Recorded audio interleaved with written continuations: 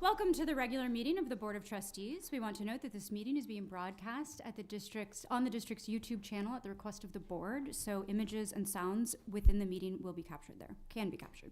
If you'd like to make a public comment, please see our staff at the table for those appropriate cards. We will start with the Pledge of Allegiance. Do we have any students that would like to come up and lead us?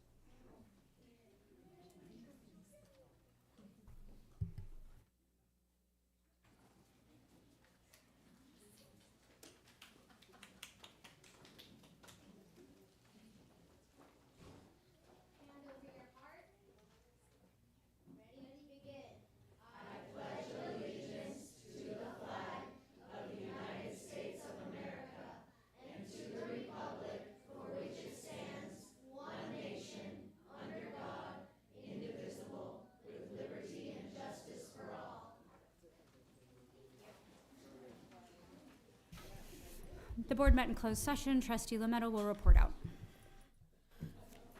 Good evening. Conference with Labor, Joshua Braff, Chief Financial Officer, and Francesca Whitcomb, Executive Director, Human Resources and Employees Organization, Novato Federation of Teachers, NFT, gave direction. Conference with Labor Negotiators, Joshua Braff, Chief Financial Officer, and Francesca Whitcomb, Executive Director, Human Resources and Employees Organization, California School Employee Association, CSEA, gave direction. Public Employee Discipline Dismissal Release information only. Thank you. Can I ask for a motion to approve this evening's agenda from the board? Trustee Alexander, thank you. And a second by Trustee Pickus. All in favor? It's 6 plus 2 student trustees. Thank you. Next will be the consent agenda. If there are any items that anyone would like to pull, please let me know. Otherwise, I ask for a motion. I'll move to approve. Thank you, Trustee Pickus. And a second by Trustee Gasson. All those in favor of approving tonight's consent agenda, that's 6 plus 2 student trustees. Thank you. Now we'll have announcements from the board, and we'll start with our student trustees. Hi everybody, it's been a few weeks, but I hope you guys all had a great spring break. This week started with a lot of inward thinking and really empathizing with Archie Williams community. We had a spirit week this week and planned a lot of activities, which we are now regrouping because we want to honor the students at Archie Williams and their community. The classroom and teachers are highly encouraged to check in with our students and encouraged to share feelings that there could be around this. And tomorrow we are changing our Spirit Day with a few other schools to wear green and white to support them. In athletics, we have an incoming freshman sports night for current 8th graders. That will be Monday, I believe May 5th at 6 p.m. in our Samarin gym. Tommy Salsa food truck will be there starting at 5:30. And we hope to see every interested athlete at the event and meeting the athletic director and future coaches and teammates. They will also learn how to register for sports and how to get involved in the summer workouts, along with much more. This week we do have our Spirit Week pep rally on Friday, and our Spring Fling dance from 7 to 9. And our robotics team just finished their 18th season and did a fantastic job. Sadly, our main mentor will be retiring from 18 years this year, so if anyone has any skills or wants to help out with our team, you guys can reach out to me. Good evening, everyone. Trustees, Dr. Smith, I hope you all are doing well. First and foremost, I'd like to acknowledge the loss our county has faced in the last week. Our hearts are with the families and Archie Williams High School, and tomorrow, as she said, Novato High School and Samarin and MO are collaborating together to coordinate our schools to wear green and white in support of them. From the ASB side, we have a Dine and Donate next week at Chick-fil-A on the 30th, a great chance to grab some tasty food while supporting our school. Our seniors are hosting a prom committee tomorrow at lunch. We're opening input to all NHS seniors to get more perspectives and ideas for the big event. Student versus staff kickball is happening at lunch this Thursday. It's going to be an epic showdown between staff and students. The teams for the staff are Miss Faircloth, Miss Words, Mr. Wells, Mr. Mahoney, Mr. Tolley, Miss Bly, Miss DiMartini, Mr. Yeager, Mr. Miles, Miss Sanner, and Miss Mancini. We'll see who wins, but as always, my vote is for the students. Parking applications are due this Friday. If you're a sophomore or a junior looking to buy a parking spot, make sure to fill out the application found on our Instagram page, or you can come find me or Mrs. Searle in the room 3601.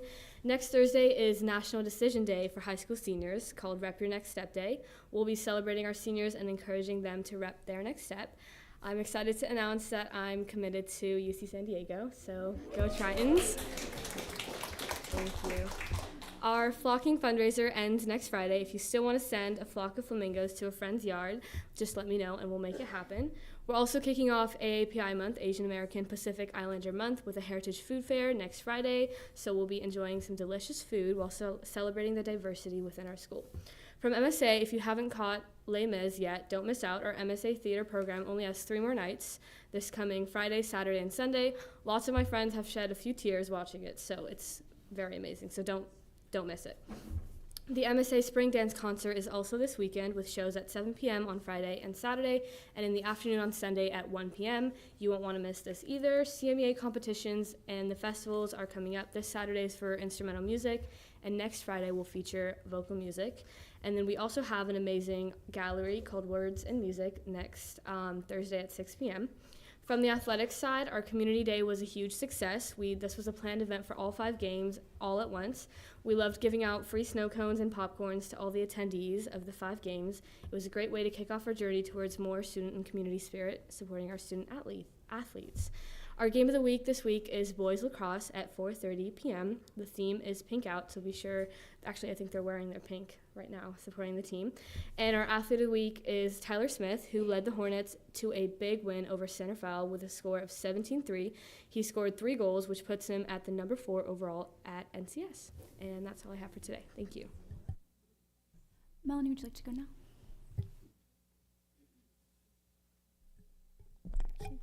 So 16 seniors participated in an internship at Slide Ranch for 3 days last week for their senior project. They participate in several projects, including milking goats, working with animals, and in the gardening. All students who participate shared that they had a really great time. Seniors are then required to create a slide deck and representation to share at senior presentation night on May 7th, 2025 at 6 p.m. The Bridges class took a field trip to College of Marine to tour the campus and visit a nursing class. The art classes are preparing to start a new mural on the large wall outside of the library. CASP testing for NOVA took place before break, and CASP testing for Marine Oaks began today.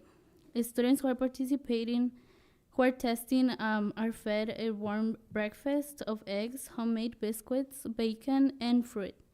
This Thursday, we're taking another field trip where 25 students will attend a San Francisco Giants game. Thank you. Thank you to the students, and in particular, I want to call out and appreciate the focus for on-campus and in-school wellness and support, given the tragedy recently. So important for us to stay connected and in community with one another. So thank you for that. I hope everyone had a wonderful and healthy spring break, and nothing else to report. Good evening, everyone. We got wind that you were supporting an effort to wear green and white on campus. So many of us who were able to go home before our meeting today are wearing green and white in support. I just think it shows exemplary student leadership, which is what we're so proud of here. I want to say in the past 2 weeks, I went to our Linwood open house, and there's a number more open houses happening this week and next, I believe, so I'm looking forward to those. Had the chance to visit Loma Verde with Dr. Smith. Looking forward to Les Mis this weekend. And I just wanted to also appreciate all of the extra hours that are going out to things right now. We've got teachers and volunteers spending time at Walker Creek overnights. That's a whole lot of extra work. And open house requires a lot of extra hours in preparation. So I just wanted to appreciate all of the staff who are doing those things. Yes, I was able to get to the countywide middle school track meet. I've never done that before, so I just was able to go and just sort of hang out and watch and see the kids compete. And then also the Golden Bell Planning Committee I attended, the North Marin Council PTA, and prior to going on break, I was able to get to Pleasant Valley's open house, which I love going to open houses. It's not only to see the community come together, the school community come together, but it really showcases in the classrooms the growth of the student, the standards that are being taught. And so thank you to each and every one of you, the teachers here tonight, of the work that you do in the classroom. So thank you for that, because it definitely showed at Pleasant Valley. And then this weekend, I'm off to Washington, D.C. With the California School Boards Association to attend the Coast to Coast.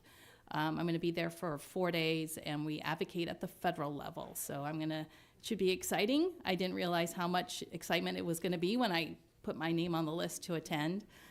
So I'll give a report out at the next board meeting after that. First, want to say congratulations to you. Very excited. And also just want to acknowledge everyone that's here. I'm actually getting emotional because as I look out, so many of you have taught one of my children.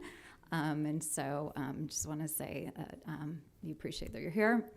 A couple of things. I also wanted to add, all this beautiful artwork is making me happy from School Fuel. So around you, we've had the chance to put up, the amazing work that's been done by our students, and it always makes me happy because it's usually pretty plain around here. So very happy to have it here.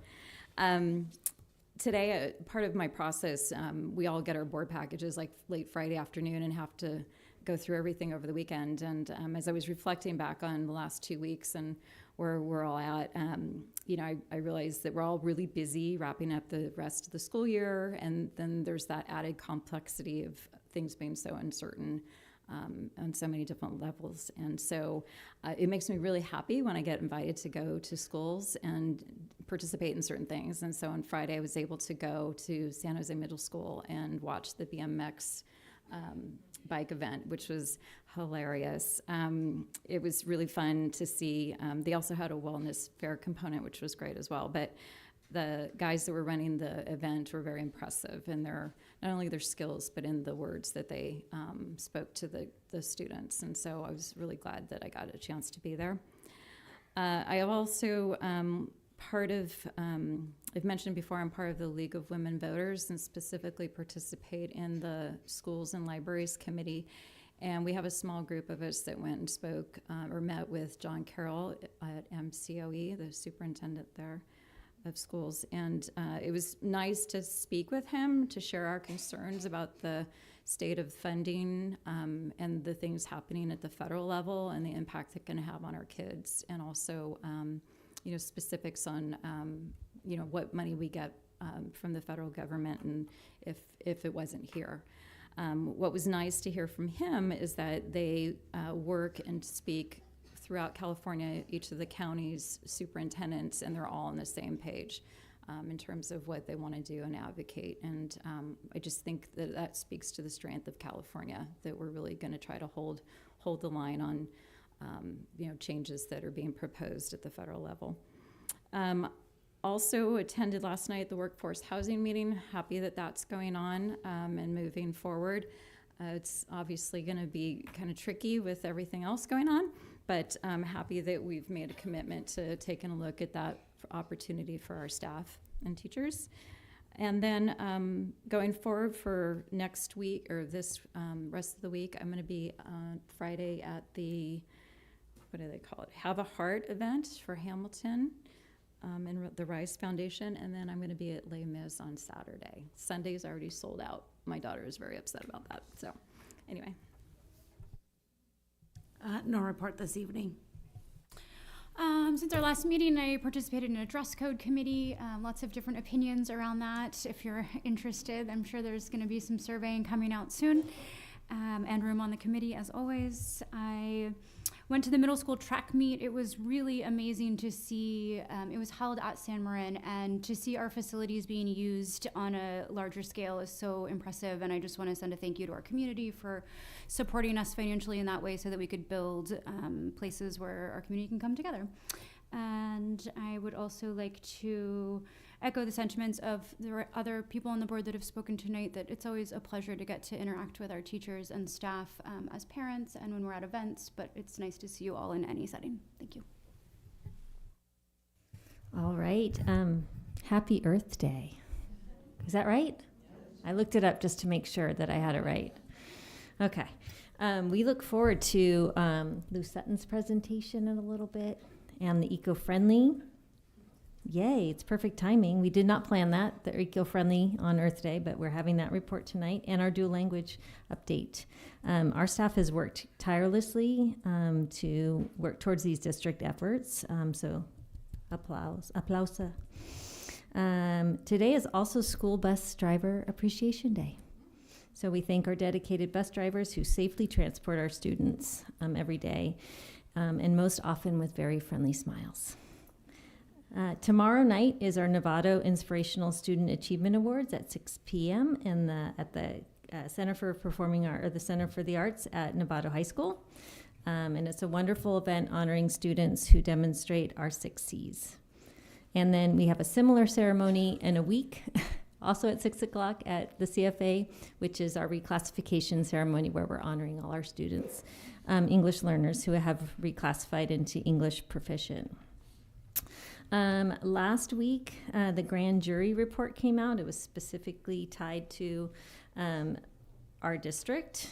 So together, the board, we're working on our response, and we'll bring it back next month. A lot of what was discussed in the report in terms of findings and recommendations were already known by us and steps that have already been taken. So we feel it will be really easy to bring back a response to all of you to look at and to submit.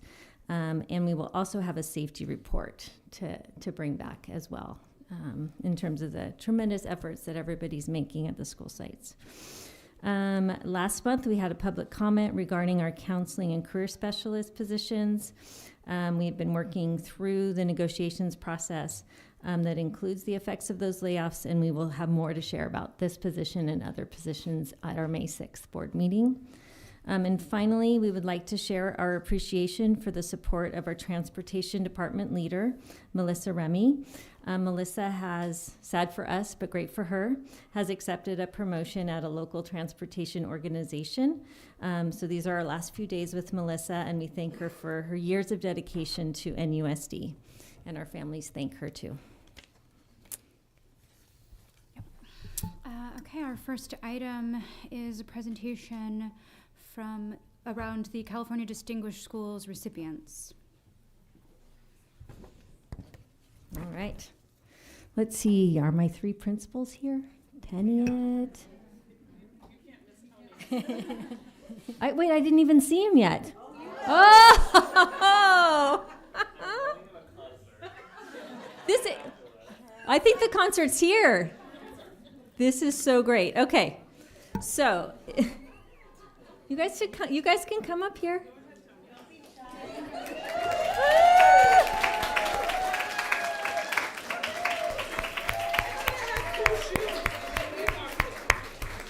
Oh, nobody does it better. Okay. It is with immense pride and admiration that we recognize Loma Verde, Pleasant Valley, and San Ramon for being named 2025 California Distinguished Schools. This year was elementary schools. Secondary will be next year. This prestigious honor, awarded by the California Department of Education, celebrates schools that demonstrate exceptional academic achievement and a steadfast commitment to closing achievement gaps. Our honored schools have excelled in key areas such as English language arts and math, fostered inclusive and positive climates, and ensured robust participation in statewide assessments. It's hard to say because so many of our schools, these fit those descriptions, but you are standing out as exceptional for our district right now. So thank you. These accomplishments reflect the unwavering dedication of our educators and the hard work of our students and the support of our families and community. So this award, right, isn't just about you're just representing your school and all the hard work that it takes as a team to create the environments that you provide for your students. So congratulations, and thank you for coming out so we can take your picture.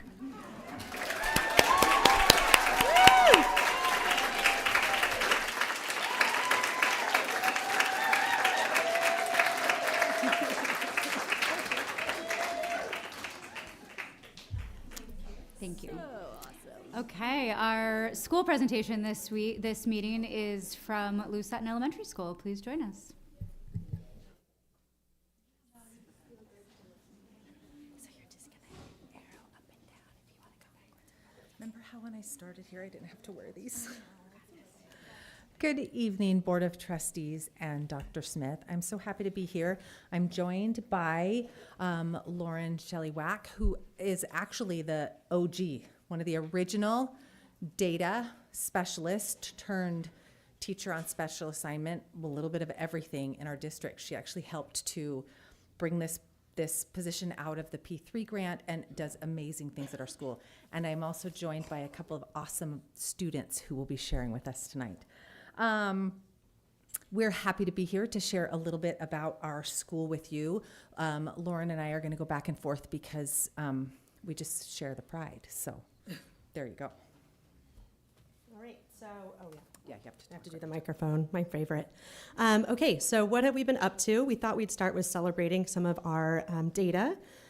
Because that's my job. And it's also what we're really proud of. And so just like all the other schools in our district, we worked really hard on chronic absenteeism and just attendance. And so we started in a very bright red and we moved up to a yellow. But the really exciting part was that we declined 11.5% in our chronic absenteeism, which was pretty amazing. This year, at this time, we're actually at a lower place than we were last year. So we're projecting that we're going to decrease in our chronic absenteeism even more. And that's with so much hard work from our amazing teachers as well. They're killing it.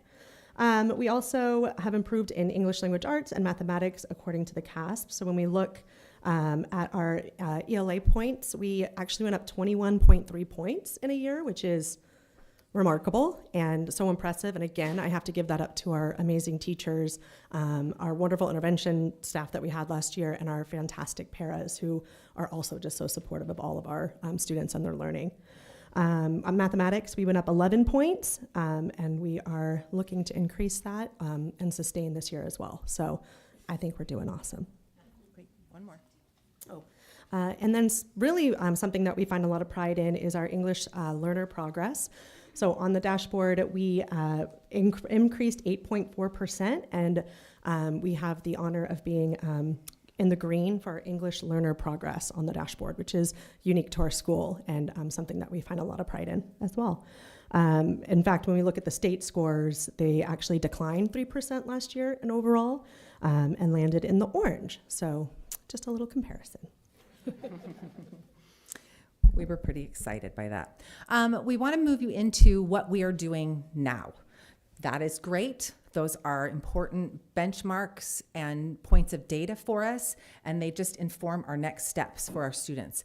So you can see that we're doing a range of things at our site to engage and support our students, and we'll just briefly walk you through each of those. Universal access, sometimes called What I Need time, happens 4 days a week at our school. And it is a time where every grade level is on pause for new curriculum, where they are taking time to work in small groups with their students to ensure that their kids are getting the support that they need. Sometimes that is enrichment, sometimes that is remediation. It's all based on where each student is. The groups are very targeted, they're data-based. There's a lot of formative assessment happening in our classrooms regularly. And the other thing you will find about these groups is that they are like amoebas. They're very flowing and interchanging. Our teachers meet together often to look at their students' learning and growth. And as a student's ready to move out and into something else, they do that. We are really lucky, I think. The Sutton campus is beautiful. if you walk through it, sorry, I keep hitting that. As you walk through the campus, we have trees, we have picnic table areas, and so it's kind of magical as you walk through and you'll see small groups working with a teacher or a paraeducator in this beautiful outside setting sometimes. You'll find them sometimes on the floor. But it gives our kids an opportunity to hear from other teachers. Within a grade level, they may switch classrooms. As a matter of fact, the other day I happened to walk down our 4th and 5th grade hallway right as my 3 4th grade teachers were in like this point of exchange, because instead of rotating the kids, they were rotating the teachers to work with the kids on different topics. So it's really an amazing thing to see. And part of one of our big focuses for a long time has been small group instruction. Again, data informed, and it is both intervention and extension. And it's what we have found that our students have responded really well to. We've used it for a variety of different things, including preparation for the LPAC, our CASP test, extension. We have a Odyssey of the Mind group going on as well, which is like a extension program. We worked really hard on developing our English language development as well. And we actually have a couple students who can speak to it much better than I can, who are going to come up and share a little bit. So we'd like to bring up Valentina and Raul to come up and share with us. Give them a round of applause. They're a little nervous. Do you have a step stool? Do I dare bend this? Okay. You want to go first? You can put it right here. Look at all these teachers. So that this came to is support you. this is Valentina, and I've known Valentina for a very long time. And in just a second, you're going to hear what an amazing speaker she is, and I'm going to hand it off to her now. Stand to the side. Good job. I've been at Sutton since kindergarten. I like talking to my teachers when I am in small groups. In small groups, I feel like I get the help I need. I have worked with Miss Pettish. I have learned a lot of English during that time. I am bilingual and I speak English and Spanish. This is something that I am very proud of. Sutton has given me a safe place to learn. I have been working in small groups on reading. I was taught how to sound out words. I don't know.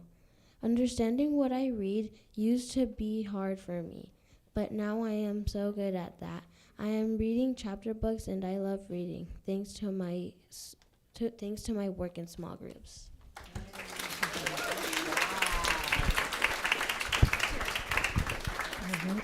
And next up we have Raul, who he's been with us for about a year and a half, and so you're also going to get a little bit of his perspective as well. Buenas tardes, mi nombre es Raúl García, vengo de Guatemala, tengo 8 años y estoy viviendo en Estados Unidos ya 1 año y medio. Estoy en 3er grado con mi maestro Mr. G en la escuela. Good afternoon, my name is Raúl García. I come from Guatemala.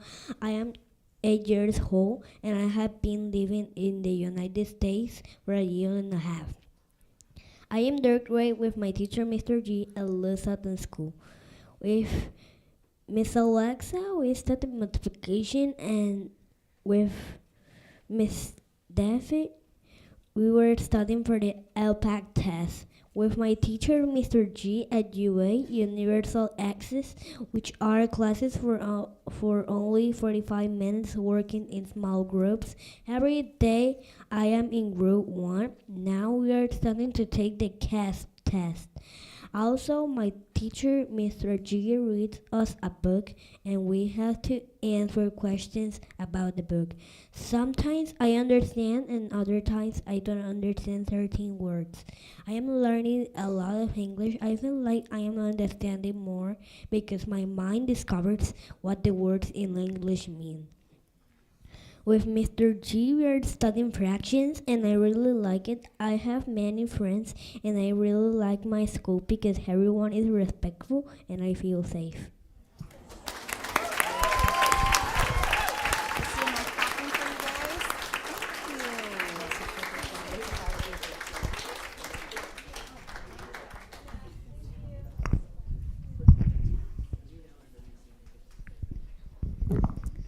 we asked Raul if he was willing to do that, and he promptly knew exactly what he wanted to say. It's incredibly impressive. He said, when I came here, I knew 2 words. I said, Raul, I need to learn like you.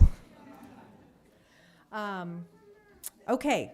I will take you now into our professional learning teams. As a staff, we do a lot of work together in grade levels and as a whole staff, talking about where our students are, what they need, what our next steps might look like, how what we're doing is impacting what we could be doing differently. It's an opportunity for us to check our student progress, we do a lot of talking, probably the bulk of our talking actually, about impactful teaching strategies. What's working well, and who's got a great suggestion for whatever the topic happens to be. It also gives our teachers an opportunity to meet in grade levels above or below. And the teachers have time every other week during their grade level time where they're meeting together, but we also are carving out time during our staff meetings to where our section's very brief. I know it makes them so sad when I talk less. And then they have an opportunity to continue to meet together because at that point we've got all the grade levels in the same room so they can talk up or below as needed to get support. We also do professional development. Our third Wednesday meeting, we try and focus a lot of that on developing ourselves as educators. And this is just a quick example of what we did during the last minimum day. We came together as a staff. We talked about what math fluency really is.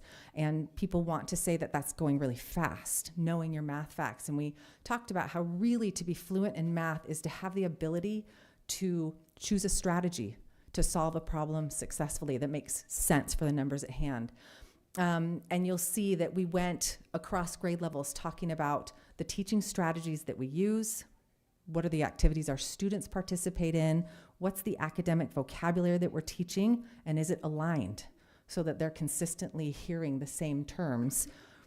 We talked about how when our students come to school, we have some that are learning English, but that all students are language learners, and the language that we're offering to them is academic language. And so really making sure that we're consistent in the language that we're exposing them to as scholars. And lastly, what structures do we have in place for our students to have the opportunity for oral language production? When we have so many language learners at our school, and when we're all academic language learners, the kids need to hear it, but they also need to use the language. And so we've had a real focus this year and going forward on giving our kids the opportunity to hear and see and write and say those important vocabulary terms. And supporting all of this work is our teachers' data cycles, which is supported by Lauren. So yeah, data cycles are something that I'm very passionate about, and I'm very proud of the work that we've done at our school, and I'm also very proud of the engagement that our teachers have done with it. And it is every grade level meets with myself one time a month. They bring their whatever they're currently working on. It's very organic and true to their classroom, though. Before we've tried to like pinpoint start and end dates, and we've kind of pivoted there and allowed them kind of like the more flexibility to bring data that reflects what they're actually doing and moving their students in and out of proficiency levels. We review the current data cycle. We look at what strategies they've used, and it's also a really great time as like a professional learning team to talk about what's worked in their classrooms, maybe what hasn't worked as well, and to get ideas from each other. And then that comes with like the adjustment in the strategies and interventions, and that's all based on data. This looks like there's no students' names in there. That's for anonymity's sake, but I have a spreadsheet that we all share that's just full of data cycles, and I get really excited about it. I don't know if you guys do, but it's so much data to see, and it's really cool. And it's just, the teachers are doing such an amazing job. I can't talk to that enough. They're working so hard to make sure that they're examining exactly where their students are and providing them with exactly what they need on a daily basis. And we always are circling back to these 4 questions. What do we want all students to learn? How will we know that they have learned it? How will we respond when learning has not occurred? And what is our change of practice? And what will we respond when the learning has occurred? And what are we going to do next? So we're always looking forward to what's that next step? What is our next movement forward? And I have to say, I'm so grateful to be able to work with Lauren, because as I'm looking at big picture and collective movement and the needs and where we need to adjust and get our students, she is so good at reminding me that we are making steps and there is growth. And it is very true. There's not a teacher anywhere that's not working so hard. And I really think that ultimately is where the magic of my little community is we're a staff that know how to work hard, but we also know how to have fun while we're at it. So I feel really lucky. I miss all of you a little, but I'm really happy to be there. It's a great place to be. That's that.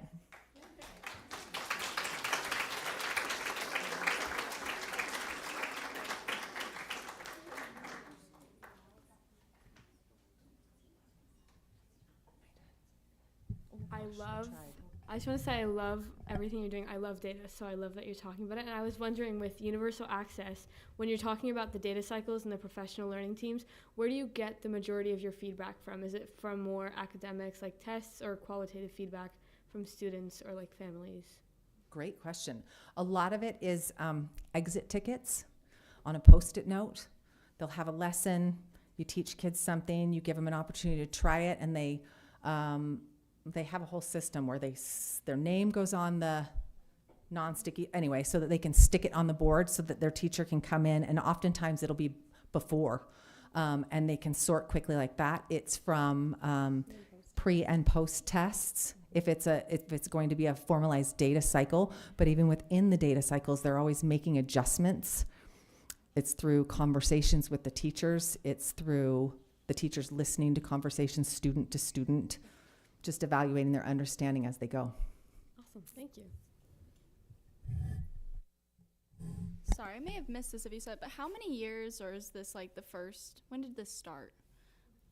Universal access or data cycles? Whatever. Great question. We started it before I went on maternity leave, and then things got fuzzy for me in terms of years. So maybe 2020, 21? Around, yeah, like right after when we were kind of coming back from COVID is when we really started implementing. Teachers have always been collecting data, so that's nothing new, but the more formalized kind of the way that we're doing it right now, structuring it, probably around since 2020, 2021. Yeah. Thank you. Okay, thank you guys so much. I'm clearly very partial to Sutton, but I will say that I have watched you guys constantly be not only like a testing ground for curriculum and concepts and ideas in the district, but also a group that can take something and break it down into chunks and execute it and then show other people how to do that. And it's very inspirational. Thank you. Thank you. Okay.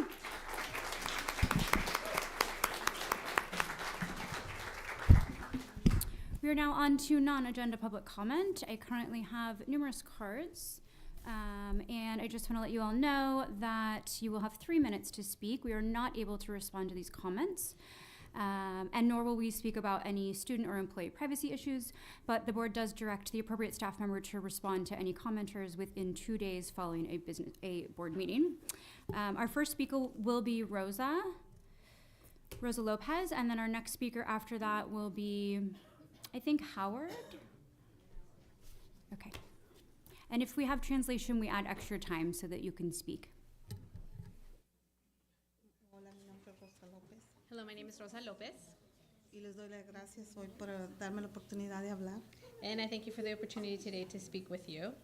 Con todo respeto, solo vengo a exponer algo que me está pasando. With all due respect, I am here tonight to expose something that's happening to me. Mi hijo fue expulsado de la escuela hace 2 meses y no está en la escuela ahorita. My son was expelled from school 2 months ago. He's not currently attending school. Y estoy preocupada porque también tiene una disabilidad. And I'm concerned because he also has a disability.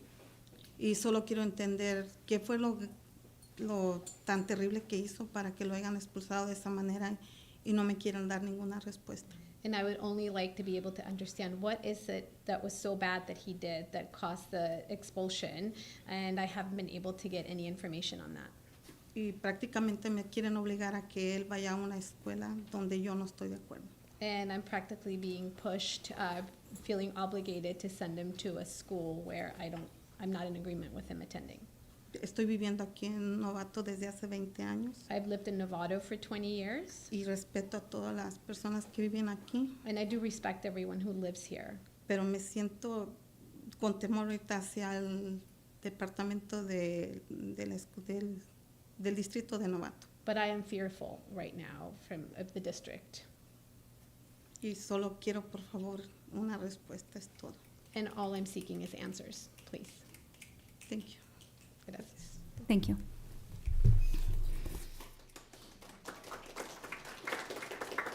Next will be Howard, and after Howard is Grace. Hi. Hello to Dr. Smith, the board, friends, and colleagues. Let me start by saying that I truly enjoy working here and teaching kids some really fun and unique electives. I also want to say that I'm a numbers guy, and that when I heard that the district was offering a 1/4% raise, I got to work crunching some numbers. And while I don't want to look a gift horse in the mouth, I would like to say that 1/4% raise means that I will be netting $17.16, which is terrific. However, it's not $17.16 per hour, or $17.16 per day, or $17.16 per week. Rather, I'll be netting $17.16 per month. Okay. Now, so if you can believe it, my sign is actually overstated, but it's immaterial because we're only talking about a few pennies anyway. Even more unfortunate is the fact that I'm one of the higher paid teachers, so $17.16 a month is on the higher end. Most of my colleagues won't even get that much. As I'm sure everyone is well aware, $17.16 per month doesn't buy that much. It's basically a rounding error. Finally, and I truly don't want to come across as being disrespectful or facetious, but $17.16 is what I could net it in and out working 1 day per month. And I venture to guess that my education, experience, and skills allow me to enrich more kids' lives with real-world, relevant, and fun content than I would by serving double-doubles. My very first job was working at Carl's Jr., so no disrespect meant whatsoever to fast food workers. Thank you for listening, and more importantly, thank you for coming to the negotiating table with a fair and respectful position so that the teachers can earn a fair living wage. Respectfully, Howard.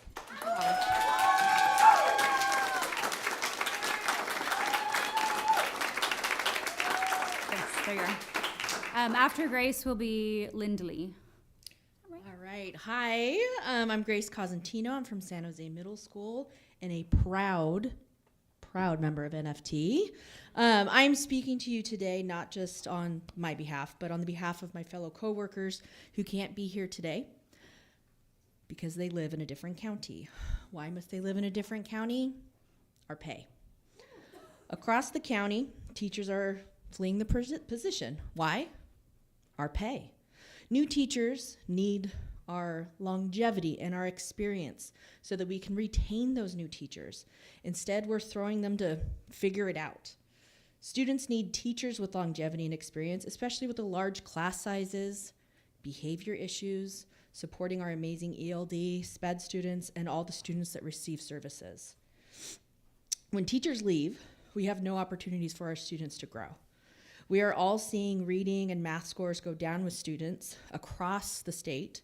We're also seeing that behavior issues are rising. I'd like to add inside and outside the classroom as well. You can be that difference though. NUSD can be that school district that teachers compete and fight to work for. We are the largest district and we can definitely be the best. This proposed 0.25% is insulting. I don't think that was your intention though, but it is. You need to understand that this feels like a slap in the face from community members that we know care about us, community members that have kids that we teach.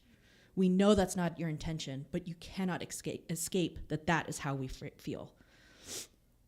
Yes, things are costing more for you right now. You're worried about keeping the lights on in your building. I'm worried about having a roof over my head and affording food.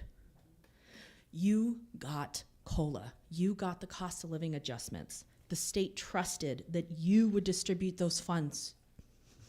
to us, to all of us. You didn't do that. Instead, you threw a quarter at us and expected us to keep up the show. Now you know the wrong that you have created, and it's up to you to make this difference. Look how many people are here today. You saw us when you were driving in. You saw our signs. You did not give us anything last year. Nothing. And here we are now, not asking for much. We're asking for COLA, cost of living adjustments. And that is simply it. Thank you.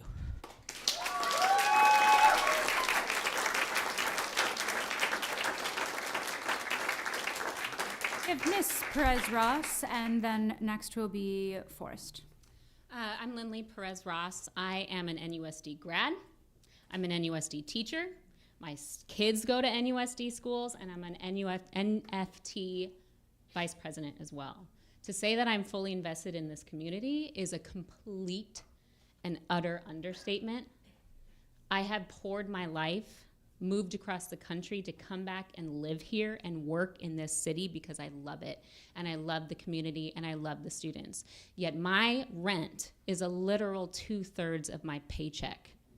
I cannot afford to keep living and working here, to keep sending my students, my personal children, to one of the distinguished schools that you guys had up here today. A 0.25%, as Grace said, is insulting. And I know we've been saying we don't think you mean disrespect. It is disrespectful. A lot of this is don't just talk the talk, walk the walk. We deserve your respect, and not just in verbs and not just in verbiage, but in actual numbers on page. I do not want to leave this community. I love this community. I love my school. I love my job. But this is utter nonsense. Utter nonsense. And I didn't want to get up to speak today because I knew I would be mad and get emotional. But that's where we're at. We are feeling so crunched. You are asking more from us each year, and yet nothing on the page is happening or coming into our wallets to help us stay here. And we all know things are getting more expensive. That was literally said to us in negotiations, as if we didn't know that. I am through asking respectfully in some regards. I need to see the respect back, and our teachers deserve to see the respect back from our communities and our board members. Thank you.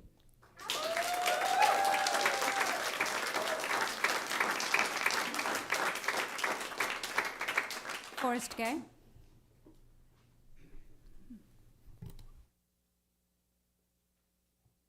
Hi, my name's Forrest. I don't know if you can hear me here. I have a first grader at Rancho, and I want to address you guys particularly about some of the recent layoffs and current layoff situations that have been going on, specifically around the Eagle's Nest, which is a restorative and fun place for our kids to hang out and in some cases be restored, but in general just have fun. And specifically Mrs. Giusti, who runs it, who was on the list, on the March 15th list to be laid off. And I just wanted to thank you because I've been consistently told that it was a grant-funded position and that this is, quote, a grant shift, end quote, in order to maintain that program and specifically that person. But I know that that kind of funding is, and all the work that you do is cumbersome, but I've been consistently, and we all feel that we've been consistently told that life will go on as normal in that position.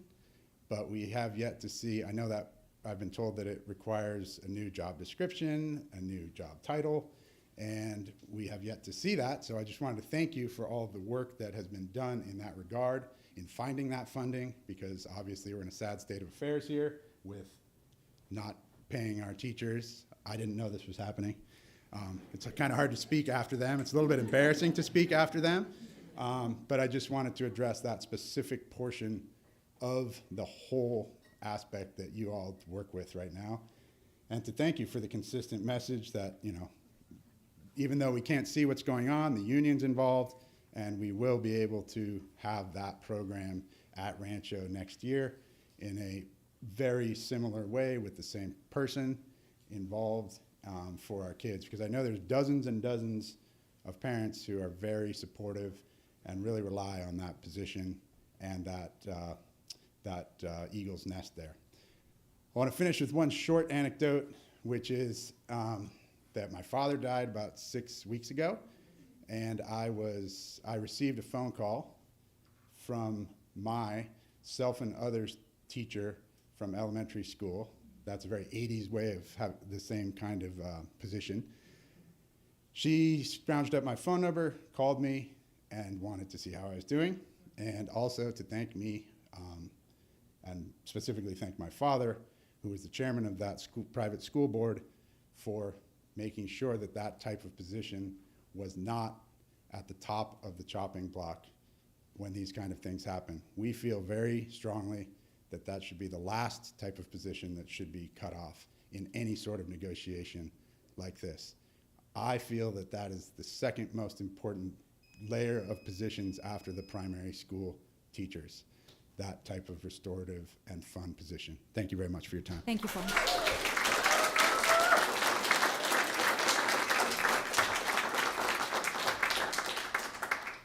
Okay, our next item is Agenda 12A. This is brought to us by Joshua Braff, and it is the Eco-Friendly Advisory Committee report.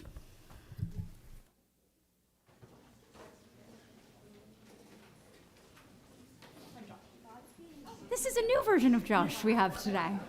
Thank you. How wonderful. I'm so sorry.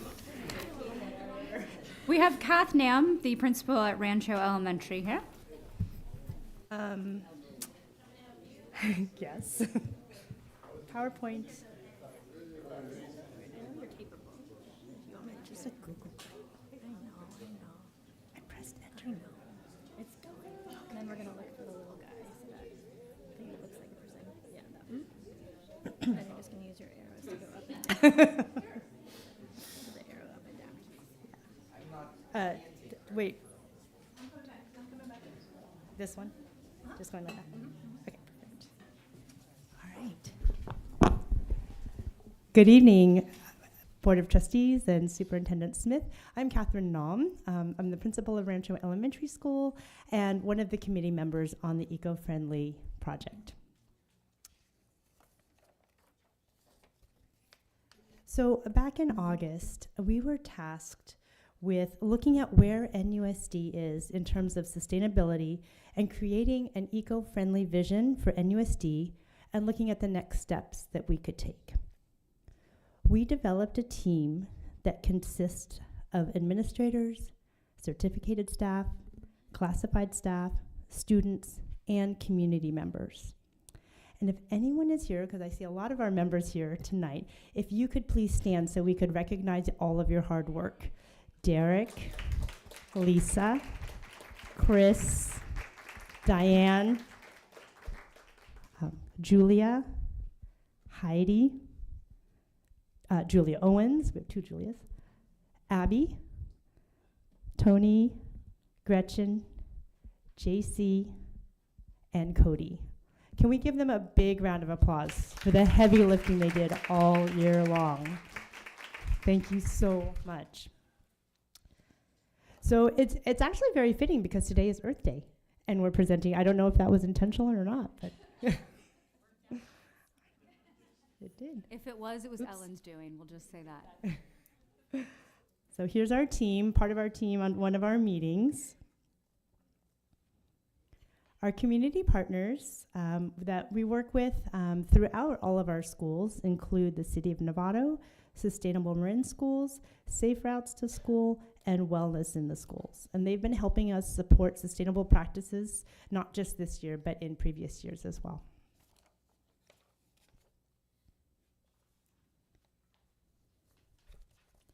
So as we were tasked with developing a vision for NUSD, I'm just going to read what the team came up with.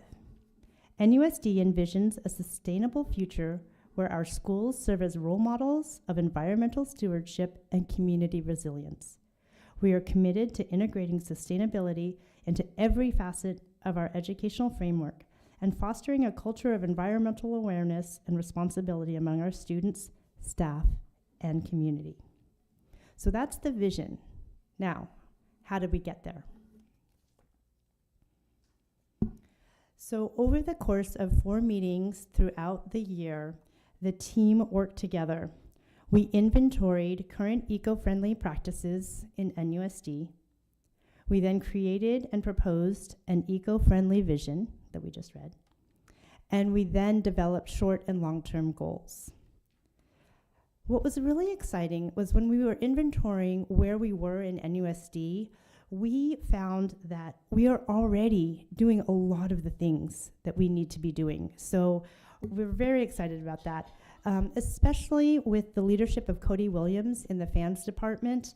And in addition to JC Van Ruyen, who just started after the beginning of the school year and has an amazing vision for going forward, we have some of these practices in place as we speak.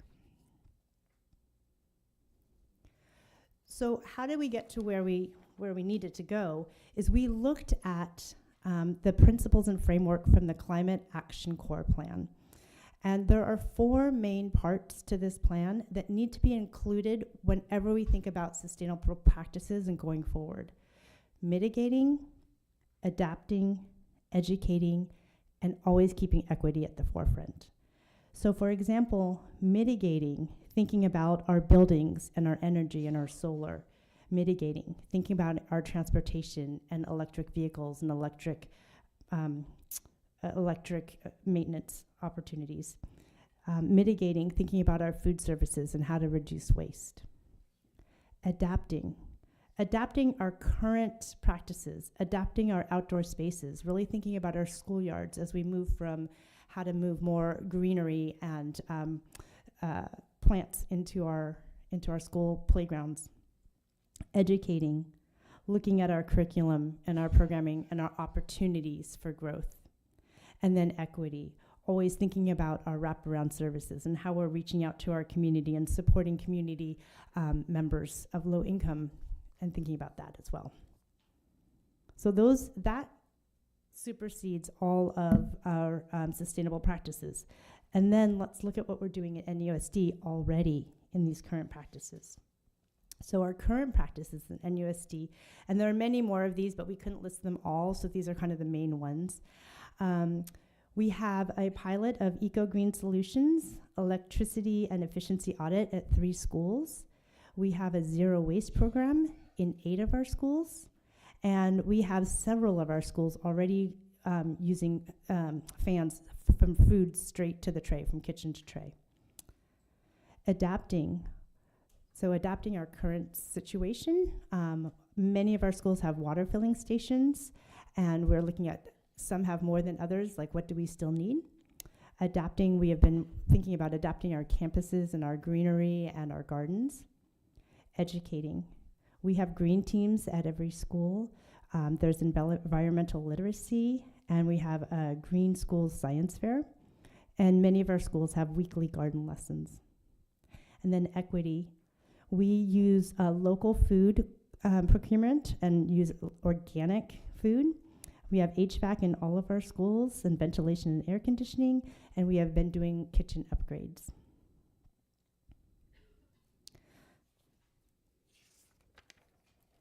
So after we came up with our vision, we thought about, okay, now where do we want to go? So we looked at some steps that we can take and immediately start, some short-term action steps, and some long-term action steps. So immediately, we can really think about how we're getting to school, providing more green trips to school, biking trains, walking trains, park and walk ideas. We can work on Waste-Free Wednesdays, decreasing our food waste. Waste-Free Wednesdays, we have Finish Everything Fridays, education about bringing reusable containers. We had a plastic-free day today for Earth Day, and many schools did. We can enhance our school gardens and really think about what we're planting in there, having food in there, providing native plants in our gardens. We can engage all of our families and really think about working with our ELAC communities, making sure everything is translated and accessible to everybody. We are also proposing, and it's great timing since we're having the new NUSD website, that there is a page on the NUSD website for an eco-friendly page that outlines the vision, the steps, what we're doing, where we're going with that. And then we can look at our education and what we're doing in the classrooms and with our students. So that's what we can do. Those are some like low-hanging fruits that we can really sink our teeth into immediately. Then looking next year and a couple years down the line, really thinking about how we're doing our campus greening and gardening and restoration. There's a National Wildlife Habitat Certification that Derek is very well versed in, and there's some opportunities for creek restoration at all of our schools, or at some of our schools. Really thinking about our water filling stations and doing an audit and seeing if any schools need more and what that could look like. Making sure that all of our schools have tri-bins, that's the composting, garbage, and recycling bins, and being able to educate and teach the students on how to sort. And then we are proposing to have an ongoing eco-friendly committee that can help support this, monitor this, provide resources, and really keep it moving forward. So these are some advisory actions that we're bringing forward today. And then thinking long-term, really thinking about increasing our solar energy and our production and storage with that, looking at electrification of our transportation and our maintenance equipment, and looking at our facility plan, which JC already has that mind for, making sure that everything is eco-friendly and sustainable going forward. So those are our long-term action plans that we are proposing. Next steps. So going forward, what we would like to propose is that there is an opportunity to continue the eco-friendly committee, that the eco-friendly committee can then help support the action steps along with your guidance, and that we continue our collaboration with all of our community partners who have already been helping support us.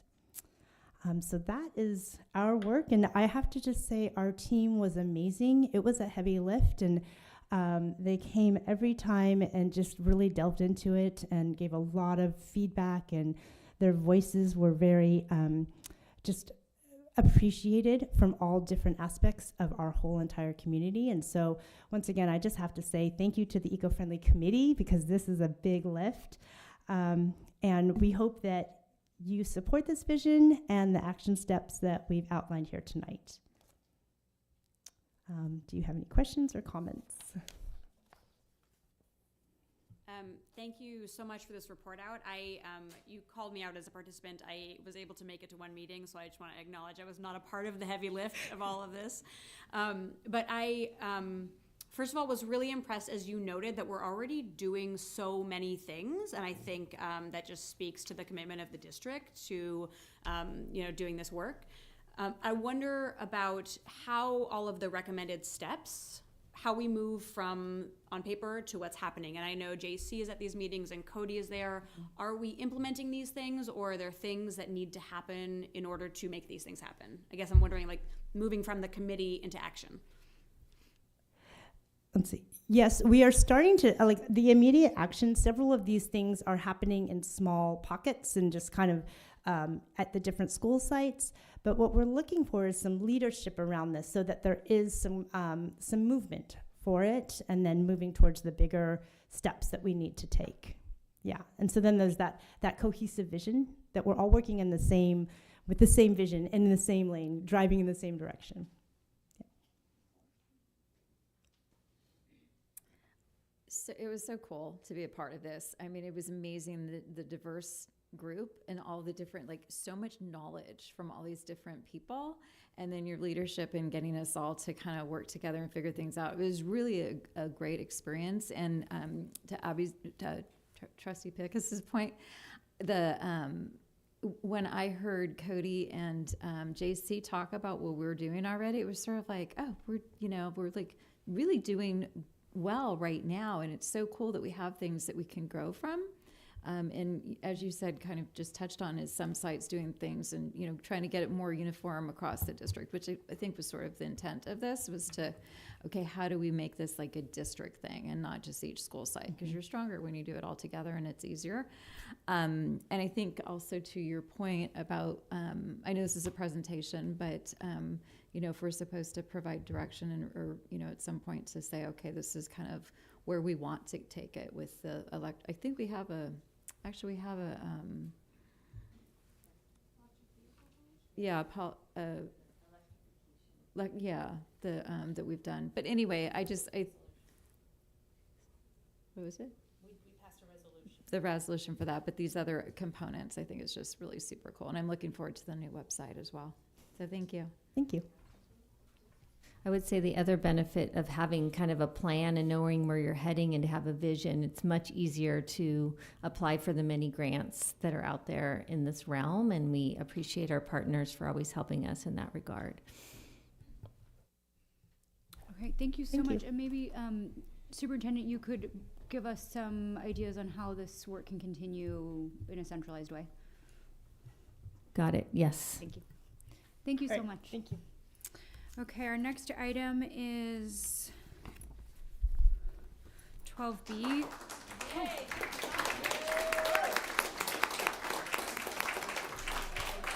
Okay. This is brought to us by Dr. Sinyard. This is the 2024 through 2026 TK through 12 Dual Immersion Language Program Plan Update. Okay. Yeah, give me 1 second here.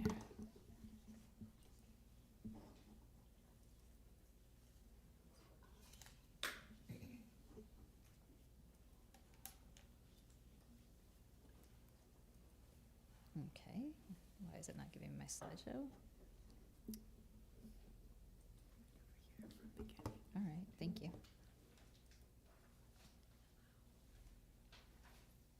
Okay, there we go. Good evening, members of the board, student representatives, and Dr. Smith. Thank you all tonight. We're very excited. I have Tanya Pearson, our multilingual learner coordinator, and Principal Lauren Menchavez from Linwood. You're kind of helping us with our presentation. And sorry, I'm gonna throw. Oh shoot! Whitney, I'm sorry. Daria, hello. I'm sorry. Hello, and of course Whitney McEachern from San Jose Middle School as well. And so we're all going to kind of take a little bit of turns and kind of talk about the updates of our plan, kind of all the wonderful things that have been happening with the DLI program this year. And Tanya's going to start us off. Yeah. So I'll start with just a basic. What is the broad stroke of what a dual immersion program is? And so that is offering students an opportunity to learn 2 languages, but unique to dual immersion, we have language learners at the beginning stage of one language and the beginning stage of another, that they're able to hear fluent speakers from the target language. And there's often students in the middle who are bilingual to different levels of proficiency in each of the 2 languages. In the case of Linwood, San Jose, and our TK-12 overall arching view, our focus is Spanish and English for our language learners in our current program. Okay. And I want to talk a little bit about our program goals. This is something that we have been working on with our consultants from ATDLE. And kind of 2 big program goals. There's actually 3, obviously, is academic enrichment and academic competency, which again, we want all students to be at or above grade level, and kind of really focusing on bilingualism and biliteracy and the development of sociocultural competence and cultural understanding. And so one of the things that we're really trying to hash out and develop our metrics towards are the creation of these goals. And so we're spending a lot of time together in our DLI committee, gaining parent input, and really developing these. And these will be clearly articulated by the end of this school year as we begin to craft those and put those back into our plan.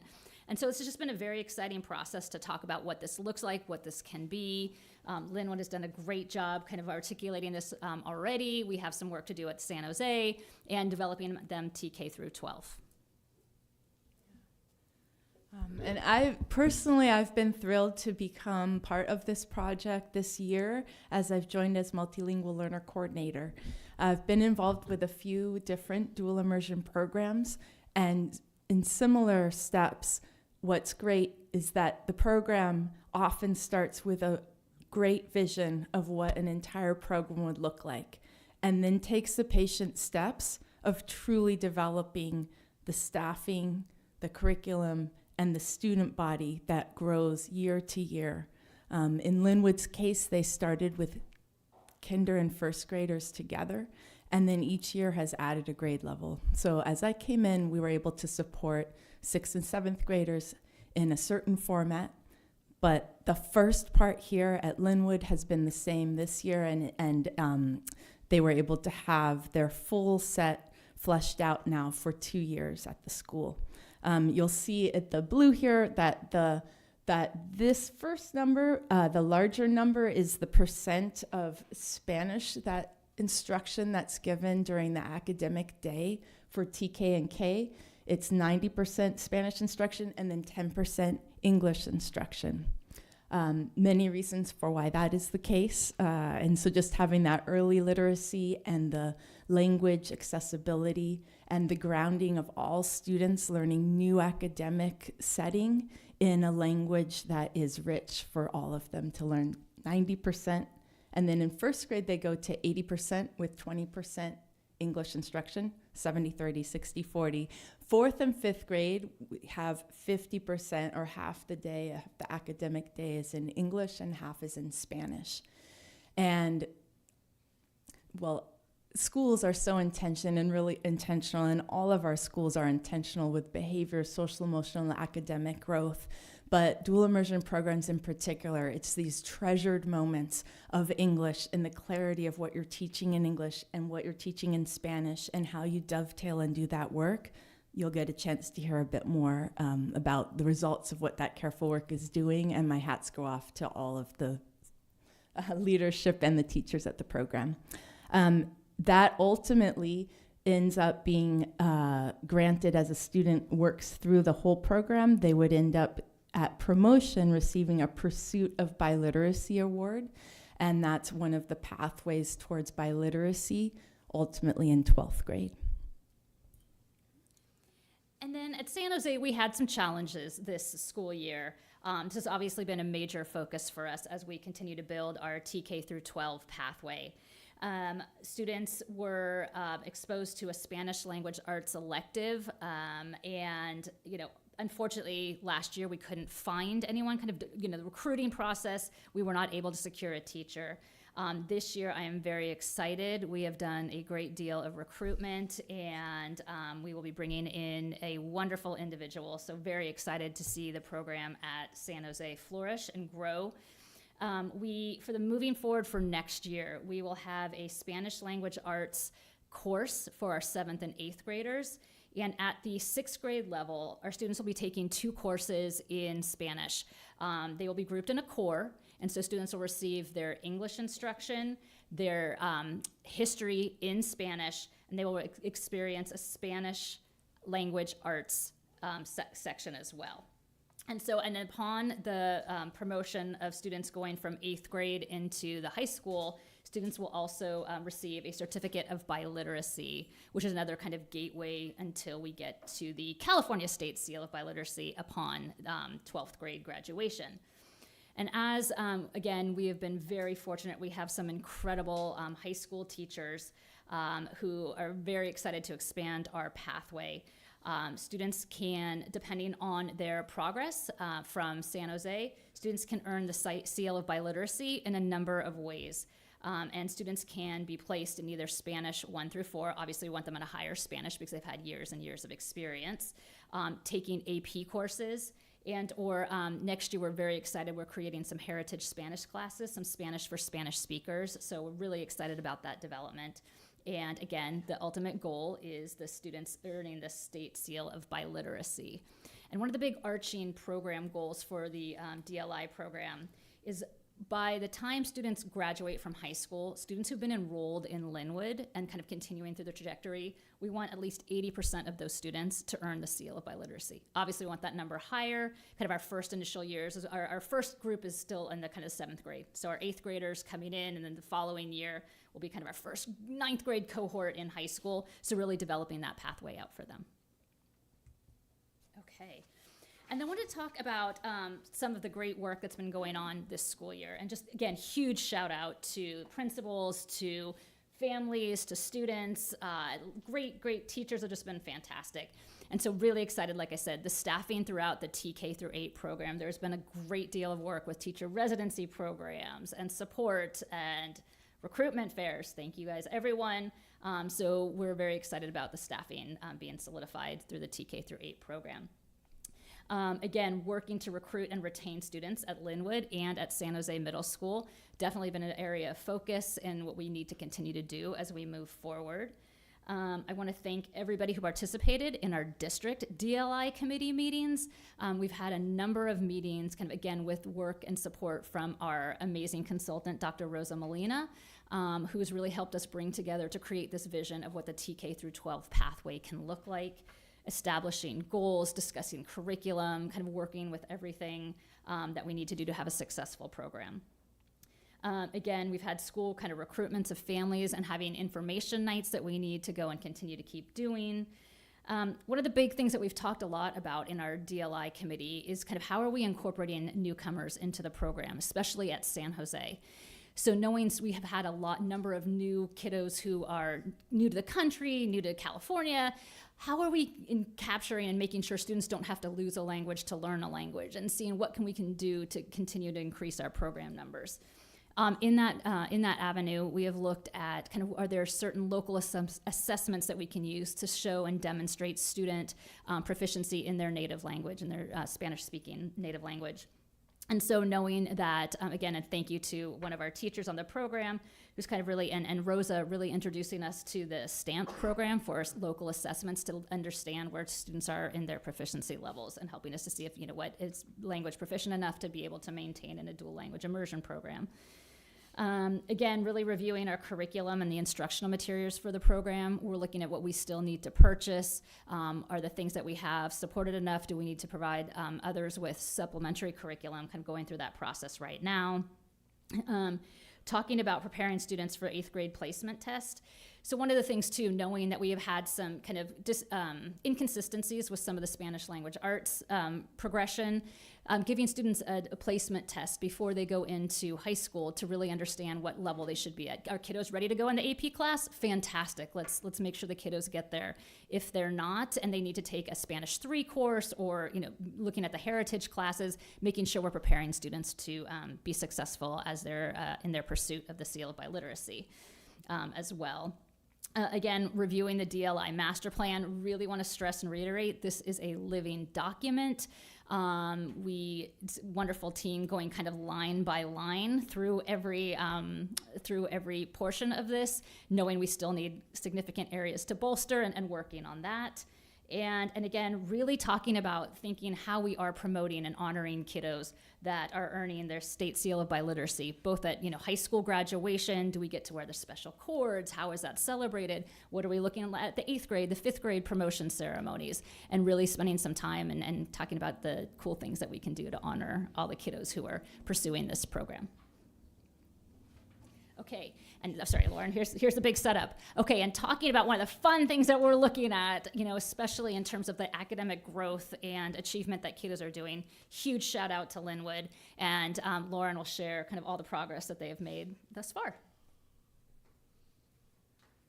Hi, I'm Lauren Ben-Chavez, principal of Linwood, and I do get to do the exciting part here, which is share out some really encouraging data from our early years with the program. If you have seen me talk about dual language education, I'm sure I've showed you this graph. It's just a really good overview of what we would expect for dual language education to do for our English learners, so in our case, Spanish speakers, and their progress towards English reading proficiency. And so while it's beautiful that our students leave our program bilingual, We need to know that we're meeting these goals of high academic achievement, we're meeting the goal of bilingualism, biliteracy, and sociocultural competence and high self-esteem. So this chart, the dashed line represents an English speaker in a school and their reading level from from kindergarten through 11th grade. And the different lines going up towards it are different ways that we serve, different programs we use or approaches we use to serve our English learners. So again, thinking of our Spanish speakers, you would expect that a Spanish speaker does not read at the same level of their English-speaking peers in English in first grade. Whatever program they're involved in, their progress towards English reading proficiency is about the same through third grade. And then you really see this acceleration in fourth and fifth grades. And that's when students are using the foundation of Spanish literacy that they've developed to transfer over to their English literacy. And you'll see those top two lines that meet and then pass the dashed lines. Those are dual language programs. And those are the programs that really close the opportunity gap and allow our students who come into the schools speaking Spanish to maintain that language and develop the English proficiency we're aiming for. Because language acquisition takes 5 to 7 years, I'm going to show you our data for the CASP for our fifth graders. And while there are many data points that we look at, and we have our own assessment calendar specific to dual language education, we're going to always keep an eye on those fifth graders. After you've done this program for 5 to 7 years, where are you ending our program in terms of our goals? And so far, what I can share is our data from the CASP, the state assessment in English language arts for fifth graders. I have the year before the program, before students had been in the program. So these 21, 22 students were in the English program. The percentage of students who met or exceeded standard on the state tests in English was a little above 20%, in math a little below 20%, and in science it was about 6%. The first year we had a fifth grade class that had done the whole dual language program, and that's 22, 23. You see a big jump in English language arts. This is what we believed would happen. This is what the research showed us, and we've seen it in the first year of the program. Math increased slightly, and there was a big jump in science as well. And so the English growth is exciting and predictable. The other academic growth is also predictable because beautiful bilingual brains have different neural pathways, have increased critical thinking, increased problem solving, increased flexibility of thinking, and so you do see academic gains as well. This past year, those ELA scores increased even more. So now we're approaching 40% meeting or exceeding grade level standard. Math had a big jump. Again, like this benefit of thinking in a different way and developing your brain differently. And that increase in science held steady. And so, we have 2 years of data for end of the year fifth graders, but so far it's really exciting to see that it's in line with what the research tells us we can expect. That takes us to our data, our projections for this school year. So this graph here starts off where the last one ended. So our 2024 state test, where in English language arts, we were just about at 40% meeting and exceeding, and math, we were arriving there. The benchmark test that we give that predicts how students will do on the state tests at the end of the year, at the beginning of the year, we're already higher than the previous year's fifth grade. So that's a good sign. Even more exciting, when you look at the middle of the year data, it's continuing to increase. Now, if it had stayed steady, beginning of year to middle of year, that's a year of growth. But we know that our students are accelerating in fourth and fifth grades. That's predictable, and that's what we're seeing in our school. And so we hope to see this continued growth. We continue to look at all of the subgroups as well and are seeing similar growth among different demographics. Particularly our Hispanic and low-income students have shown some really significant growth on the state tests in fifth grade. We're honing in on our English learners and our data cycles to make sure we continue to see consistent growth with that group. But I can't wait to share with you this data year after year and continue to look at it as a staff. Thank you.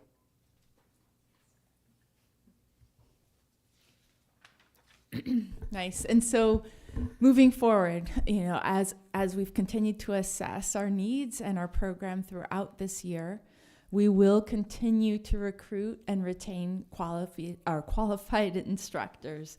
And so that is through, as Lauren mentioned, Ms. Chavez mentioned, our internships that we have, and then also that quality work that's being done within our teaching staffs from TK up through 12th grade, looking at the vertical progress of not only what the teachers do, but what students are hopefully able to see each other doing. So we've started already having some high school students work in to support elementary at Linwood, and looking to see where that can fit in at San Jose Middle School as well next year. As part of retaining, they'll also, like I said, have that professional learning community that stretches beyond just the school site, but really is grounded in the robust goal of the whole entire TK-12 program that we've got our eye on the prize for. And then that personalized induction really takes into account, as new teachers come to us, what is their background? Where do they fit? How can they help each other with the support? And what support can we give our staff? So as we notice that staff, for example, are doing SEAL training, making sure that our teachers, even after Linwood, so our new staff member that's there in San Jose, will receive similar training. So she knows what the staff has been doing, what the students have been doing, and what does that look like at the middle school level. Also looking, work with our consultants to help us go and explore and watch other school sites. There are many programs at the TK5. There's fewer that are robust and continuing with a high level at the middle school, but we know that they exist. We'll watch it, and we are becoming that, and that's our goal, or one of the goals. And then also continuing to recruit students and families into the program, TK and K. We now have, I think it's at both levels, we are on waiting list. Is that true at both? Anyway, we're full TK classes. We got to add an extra one. And then our kindergarten classes are full and doing great. And just love to see that. We'll also make sure, to what level, like I mentioned, that seamless transition, that our schools and our students aren't working in silos, but that we make that transition from 5th to 6th grade. And we'll continue, like we did today or this year, talk to actual students as they're getting ready to move out of Linwood into their middle school. We're having direct conversations with students and with parents to help them understand what the path looks like into San Jose. We'll also look, as Ms. Sinyard mentioned, that screening for proficiency with the STAMP tests.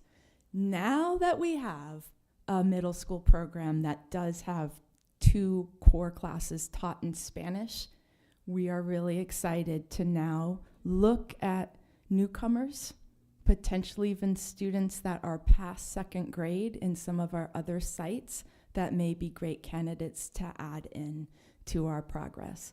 If students are proficient in Spanish or like a grade level or so below, we'll look to see how they can be inducted into the program as well.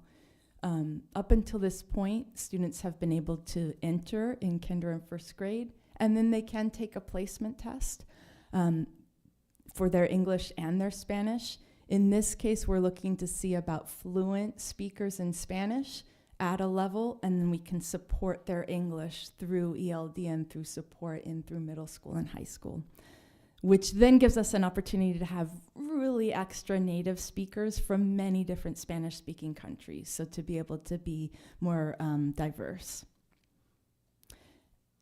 That screener also ultimately can help us screen for a global seal of fluency and literacy, so I'm excited to see some of our adults and our graduates look to that as well, because that can be put onto their job applications. It can prove their fluency, and it actually translates at 3 different proficiency levels, from basic functional all the way to a professional level, which could be like a court interpreter or a medical interpreter level. Looking at our assessment process, that's really actually the assessment that we're doing at all of our 14 sites across the district. We'll continue to have usually, the state assessments and then standardized, agreed upon local assessments that we compare not only within our schools, but between schools as well. And I love all of the elementary schools. I will say that Linwood had the highest growth in math for that internal Galileo test. So this year was really awesome to see that. She may not toot her horn as much as she needs to. Nice. Thank you. And then continuing with the recruiting of students and families, understanding that we want to have a robust program. This year we held parent information meetings, and when you're going to the TK or K orientations, Lauren is always there, really excited to share all of her information. Kind of the creation of program brochures. We've really tried to work on creating what the pathway looks like when you enter into TK. Adapting our commitment forms, so when children and families sign up in TK through K, kind of understanding what the whole trajectory through 12th grade looks like. Kind of trying to have our district DLI committee meetings and sharing kind of progress data with our families and community members that are coming. Again, having cultural nights, teacher demonstrations, and then again, a fun open house at Linwood a couple weeks ago. It was just an incredible event. Students were so proud showing off all their work. It was exciting. Again, continuing with cultural nights, open house, and the kermesse in the fall, and improving our marketing communications as well. Okay. Nice. So I won't belabor this, but I really am excited. Just the more we formalize and help people understand the 3 different awards that can be granted will really earned, will help what our goal of making sure that students enter and that ideally are continuing to maintain at a really high level in the program year to year. So with that pie in the sky, kind of that like looking towards what their award would be at the end of 5th grade, again, is having that pathway award, which is a certificate of biliteracy for 5th graders. It's the beginning, the proficiency towards that. They receive the certificate and then the state seal in 12th grade. And it's the pursuit of biliteracy for 5th grade. Pursuit. Okay. And then just a quick wrap up and reiterate what we have shared tonight. The DLI master plan is continuously evolving and obviously needs more work. It's been adapted to this point, and we will add our important goals and metrics here shortly. Again, we use the guiding principles for dual language education analysis as we're going through our program. Great categories to look at: where are we as a district, where are our sites lying, and then as our teams kind of work to build their school site plans for student achievement, that they are going through and saying, okay, here's some areas of focus that we need to have, and making sure that they address them in those. And then we have a comprehensive program through district and sites. Again, a huge thank you to all of our families and the DLI team for all their commitment and work that they have put into meeting with us, sharing concerns, providing input, saying we will champion this program, tell us what to do. That partnership is so appreciated, and just wanted to say thank you to everybody. And with that, can we take any questions? I have 3 questions.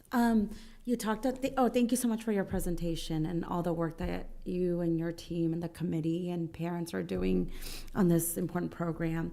My first question is, you mentioned that there's like there's going to be a 7th and 8th grade program. Have we explored curriculum? Do we have a curriculum? Will we be approving as a board? So just kind of more information on the 7th and 8th grade curriculum for middle school. Sure. Currently, we are using the one-way program, and it's Anecdotus. Did I say it right? Anecdotus. Almost close. So it's Anecdotus.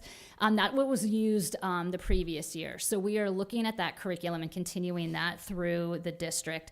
Looking also right now with the 7th, 8th Spanish language arts class to see what other supplemental materials that we need that we would be bringing forth to you. So SOMAS is some supplemental material that members of our DLI committee are very excited to use and have used previously in previous districts. And so we're kind of creating that right now, so you will be seeing more of that information coming to you. Thank you. And then my second question is, on the last page of the handbook, it talks, and you mentioned a little bit in your presentation about the strands, about metrics and goals. Where would that live if it doesn't live in this handbook? Like, how do we make sure that we're holding ourselves accountable?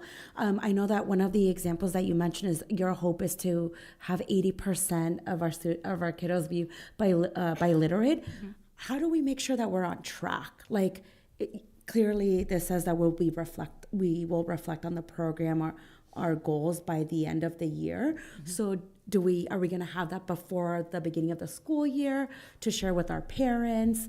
Just kind of wanted to hear your thoughts on how do we hold ourselves accountable to make sure that we are on track, to make sure that 80% of our kiddos are on track. Absolutely. And establishing kind of the clear metrics that, like you said, that we need. So we have kind of our three goals, our academic proficiency, similar to in the LCAP, the first goal. And then again, how are we ensuring all kids are bilingual, biliterate? And what is our expectation when a student leaves first, second, third, fourth grade, et cetera? So really kind of refining those and hashing those out. When a student's leaving eighth grade, what are we doing? So we want to get those all codified. Again, I thank Dr. Molina extensively as well, as she's helping us develop these as well. So this will all be in place before we hit the ground running next year, and we will get that squared away. We'll put it in appendices and just kind of, like I said, it's a living document. I want to reiterate that this is a living document. We can add this, no problem. So, oh yeah, please. Yeah. Having students also understand, well, let me get back to that. It's the curriculum in particular, and then also the goals, like how we know that we're hitting the goal.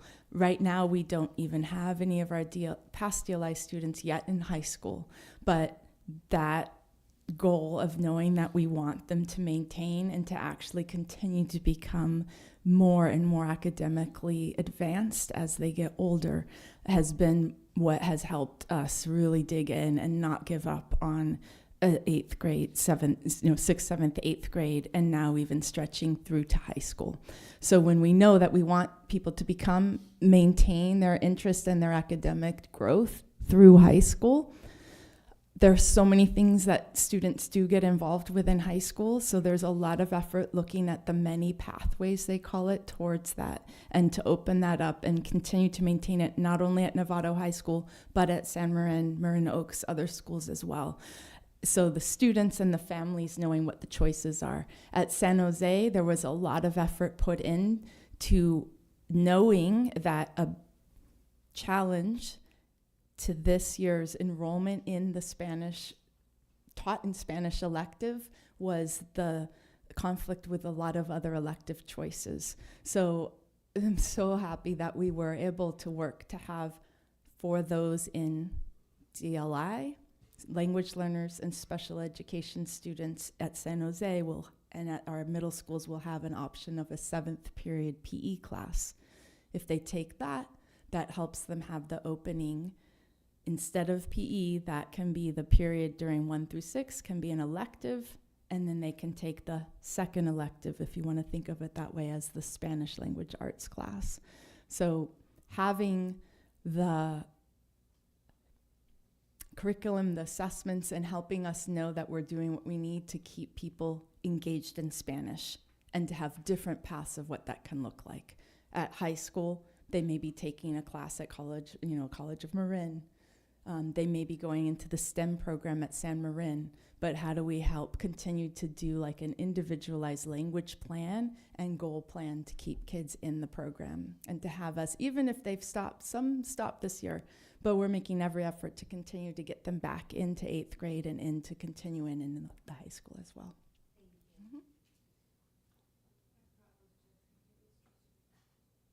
Yeah, I have a quick comment and then a quick question, I hope. It's incredibly impressive, the work and the commitment, and I think it's so desperately needed, and I'm so grateful that we have this. It's something we can all be really, really proud of. My question is about what's your N? Like how many of the in the chart of students are 5th grade that you're measuring? So what is that? And then what is your ultimate goal for how many individual students we're going to be able to touch with this work? Great question. And like we said, we would love to continue to expand this program. At the correct me if I'm wrong, what am I thinking, 36, I was right. Yeah, so 36 students right now are in 5th grade. If we could get all of them to go to San Jose, that's a huge goal. We're working on that. We have commitments from some folks. They still wanted to, I know there was confusion. Are you gonna have a teacher? Are you not? What's the game plan? So we're making personal phone calls to all of the families to explain kind of what our trajectory is to that extent to make sure we're continuing to bolster. Again, our game plan, let's build out Linwood. Keep going. We got room, right? So would love to have a robust program like all the way through. And I think the more we continue to talk, the more we're showing growth, the better job we do at marketing, we will continue to see that expansion and growth. I've shared results and some of our goals with all of the community liaisons at meetings that we have so that they're able to understand the program and think about, especially as new families are enrolling, to understand what the option is. Federally, as a mandate, all families are given all of the options that we have, but to be able to actually like encourage it and know it and champion and understand the hard work that it is and the reasons it's there and the reasons we want to keep it going, hopefully that does keep growing out to needing more teachers at those levels. Thank you so much. So there's so many things here. I'll try and narrow my questions and comments. One is, Ms. Chavez, just looking at the data is really exciting to see the growth. It's like, oh, it's working, just like we know it's supposed to work, but it's exciting to watch it. I had some questions about the graphs. Can we go back to some of the charts, the fancy chart with all the many different strands that way? So this is English language learners, correct? And this is for students who just were in a program K through 5, correct? So if they left the program after 5th, it's sort of the development they had at those levels hypothetically helped them pursue this success at the end. So specifically, it's low socioeconomic English learners. Okay. That's the group that they studied in the early 2000s. And in the early 2000s, they were looking at elementary schools. There were very few middle school programs. Mm-hmm. So yes, this data is based off of, it says at the bottom here, program implementation through 5th grade only. Mm-hmm. And that is really important to note, is that foundation in Spanish continues to impact their English reading past the point at which that they're in that program. Great. And the next slides, which are looking at specifically at our Linwood students, mm-hmm. It would be really cool each year as we add a new level to see what this chart looks like, for us to see how are our students performing. And it might be interesting to break it down by students whose first language is English and students whose first language is Spanish, mm-hmm. just so that we can see the data to say, like, this is what it's doing for our native English speakers and this is what it's doing for our native Spanish speakers. I think that would be really helpful to kind of desegregate those pieces so we could really see, like, here's what's working or here are areas of improvement for us. So this is really cool, and it might also be neat as we add another year to see, like, I'm kind of curious about our middle schoolers right now. Like, what does their data show as compared with students who did not come through the DLI program at the elementary level? So just a note for future data collection for all the data nerds out there. Thanks. And then just a quick comment that as all of our schools are looking at ELA curriculum, I just wanted to call out that the teachers in our dual immersion program, we're looking at curriculum that have a curriculum that can be used at Linwood as well, so that the students at Linwood are getting a curriculum that is similar to what's happening at all of the elementary schools, but there is one that is just in Spanish. So that's kind of exciting that as we're moving the curriculum forward for all of our schools, that there will be a Spanish curriculum that parallels those. And then my last comment, and I'll stop talking, have the students who have already graduated from 5th grade from Linwood received the certificate of something? Yes, last year, all the students in 5th grade completed a portfolio that demonstrated their reading, writing, listening, and speaking abilities in both languages. And so they proudly received their certificate. It's green.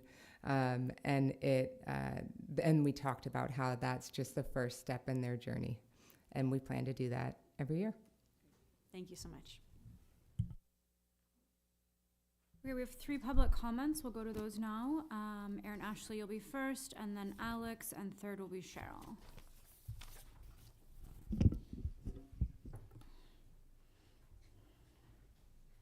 Good evening, everyone, and thank you to the team for your hard work and to the board for your continual support. My name is Erin Ashley. I'm a founding parent of the dual language program, and my daughter has gone through the program through 6th grade. Since the program started in 2017, we've been asking for a clear plan with really specific annual goals and metrics to know that we're on track.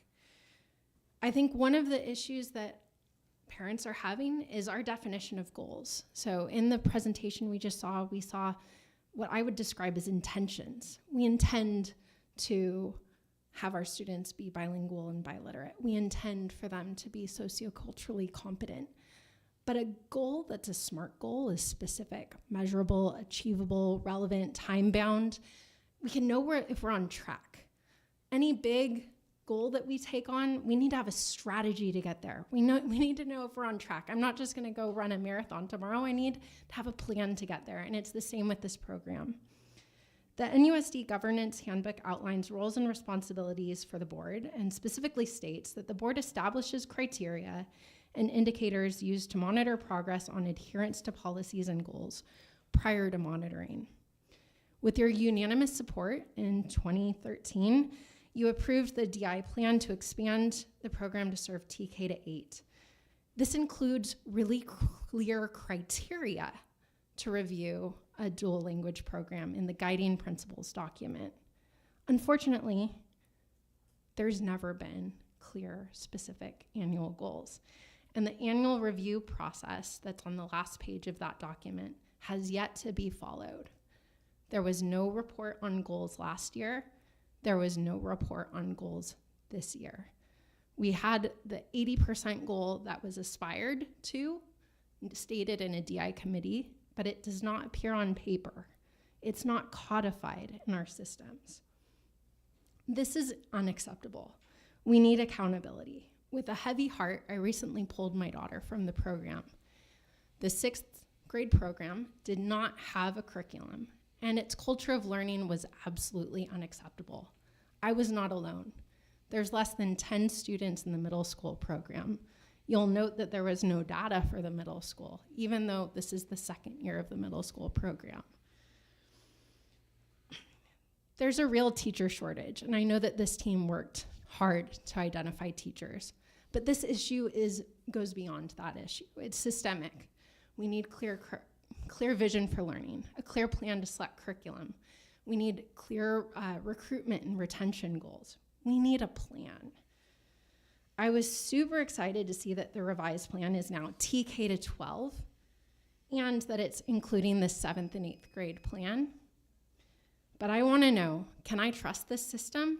I ask the board to refer the staff to bring this plan back to the board by the end of the year with clear goals. We deserve this, and our program deserves greater accountability. Thank you. Thank you. Alex?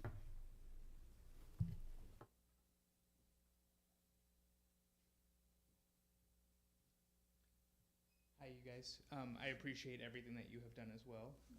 I've been riding on the coattails of our... Can I ask that you speak into the microphone so that YouTube Used to being in captures court you? with a stenographer. I've been riding on the coattails of the early adopters of this program and have just recently become involved in the committee.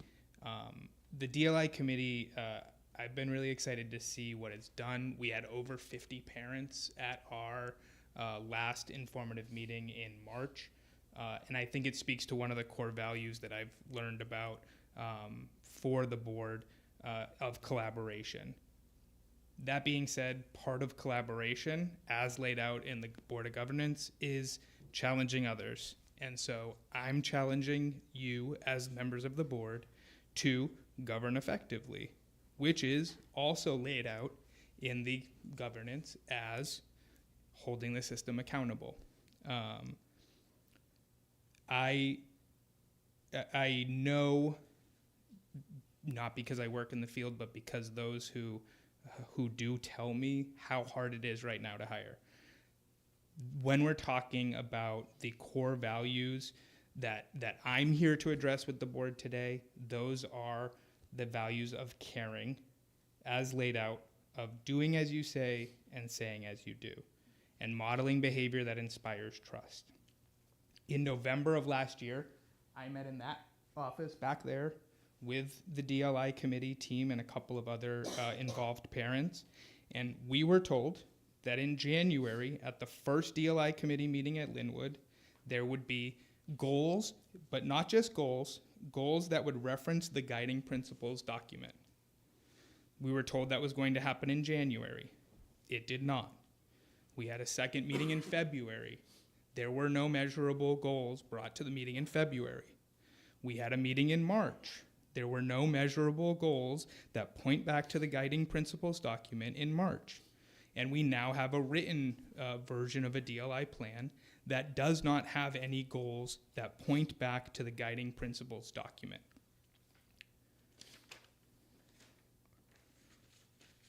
I also just want to comment generally on the idea of an annual reflection, just like Aaron said previously.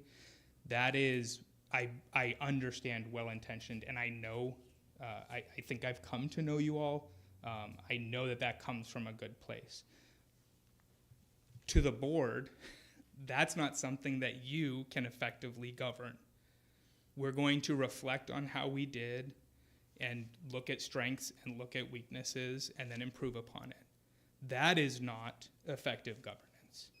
There is no established criteria that you can point to and say we met or did not meet our goals. Thank you, Alex. Cheryl.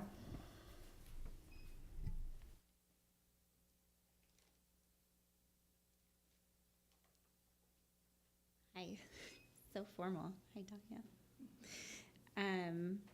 Wow, I don't think I could speak better than Aaron and Alex, so I'll just share a little bit about my experience. My name's Cheryl Timoney. I have 3 kids who go to NUSD. I really feel like bilingualism is a gift, so I want to thank you all for supporting this program at NUSD. I want to thank the team. I really thank Tracy, everyone over here, Whitney. I know you're sitting in the back, but you are a part of this too. This whole team has really worked so hard this year, including just a number of parents behind me, as well as many others who aren't in the room today, to make this program successful. So I just really want to acknowledge that effort. I also really believe in that model. The graph that Lauren showed with all the lines, I saw that when we first entered this program, and I was sold on it, not just for my kids, but as an equitable way to teach kids who don't have English as the first language. The data shows, right, that this is a great way to build a foundation and bring kids along who don't have English as their first language. I was like, this is amazing. I've seen that play out. I feel very strongly about DI as being an equitable educational model. I also think it's an incredible magnet for NUSD. We have so many great programs here. This is definitely one of them. I am a big, huge Novato geek and champion, and this is definitely something that brings people here. I've seen families come here for this program. Let's treat it this way. Let's really invest in this program in the way that we know that it can continue to bring families and people here. With that, I have experienced my own challenges. My 6th grader, who is bilingual, it's incredible. I have no language competency myself. He speaks beautiful Spanish. It is truly like, it blows my mind all the time. However, when he went to middle school, there was no teacher there. He is now in a gap. That's a challenge. My 3rd grader, she's having a lot of challenges with learning how to read. There has not been consistent testing or assessment framework. It is very hard for me, even as a very active parent, to get in there and understand where is she at relative to where she should be at. How can I help her? This program is new, I get it, but we don't yet, or I still don't, as a parent and an evolved parent, have the tools to understand and to help her. In order for us to be successful, I really do think we need the accountability, vision, and strategy that my friends spoke about in order to maximize the value of this program. Thank you so much. Additional questions or comments from the board? One. We'll see. Go ahead. Is it possible to have an update with the metrics and goals before the end of the school year? I don't know if that's appropriate to ask during this board meeting, or I don't know how my fellow colleagues feel. Yeah, I mean, I'm just 1/7. That had been the arc of our whole plan this year anyway, so we continue. We have another session of planning this year with that, so the updates here, and we'll continue our work, and then I'll leave it to your all planning internally. I'm not sure about the rest. Thank you. I would think June. We could bring it back in June. Oh, thank you so much, Dr. Smith.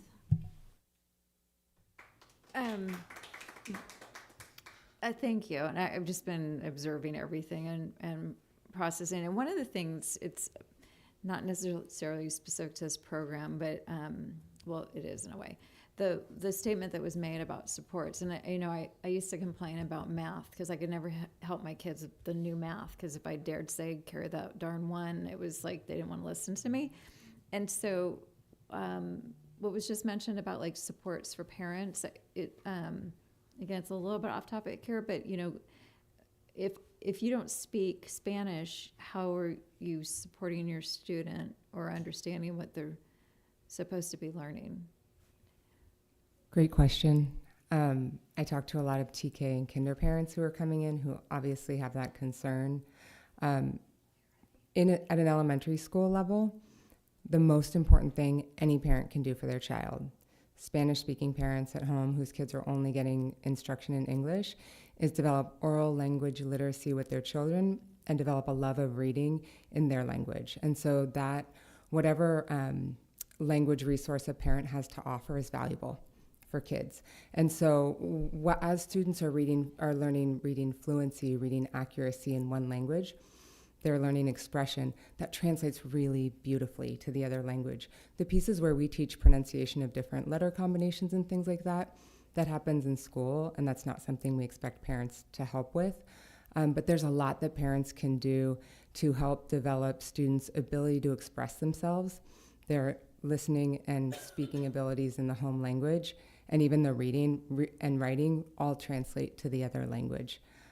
So it's, in addition to that, we have homework assignments that go home in both languages. So if there's a home connection, a homeschool connection, it's great for a student to come home and explain to their parents in English what they learned in Spanish, or vice versa, because that's something that students have to do with their brain that is different and like really demonstrates some additional comprehension and understanding.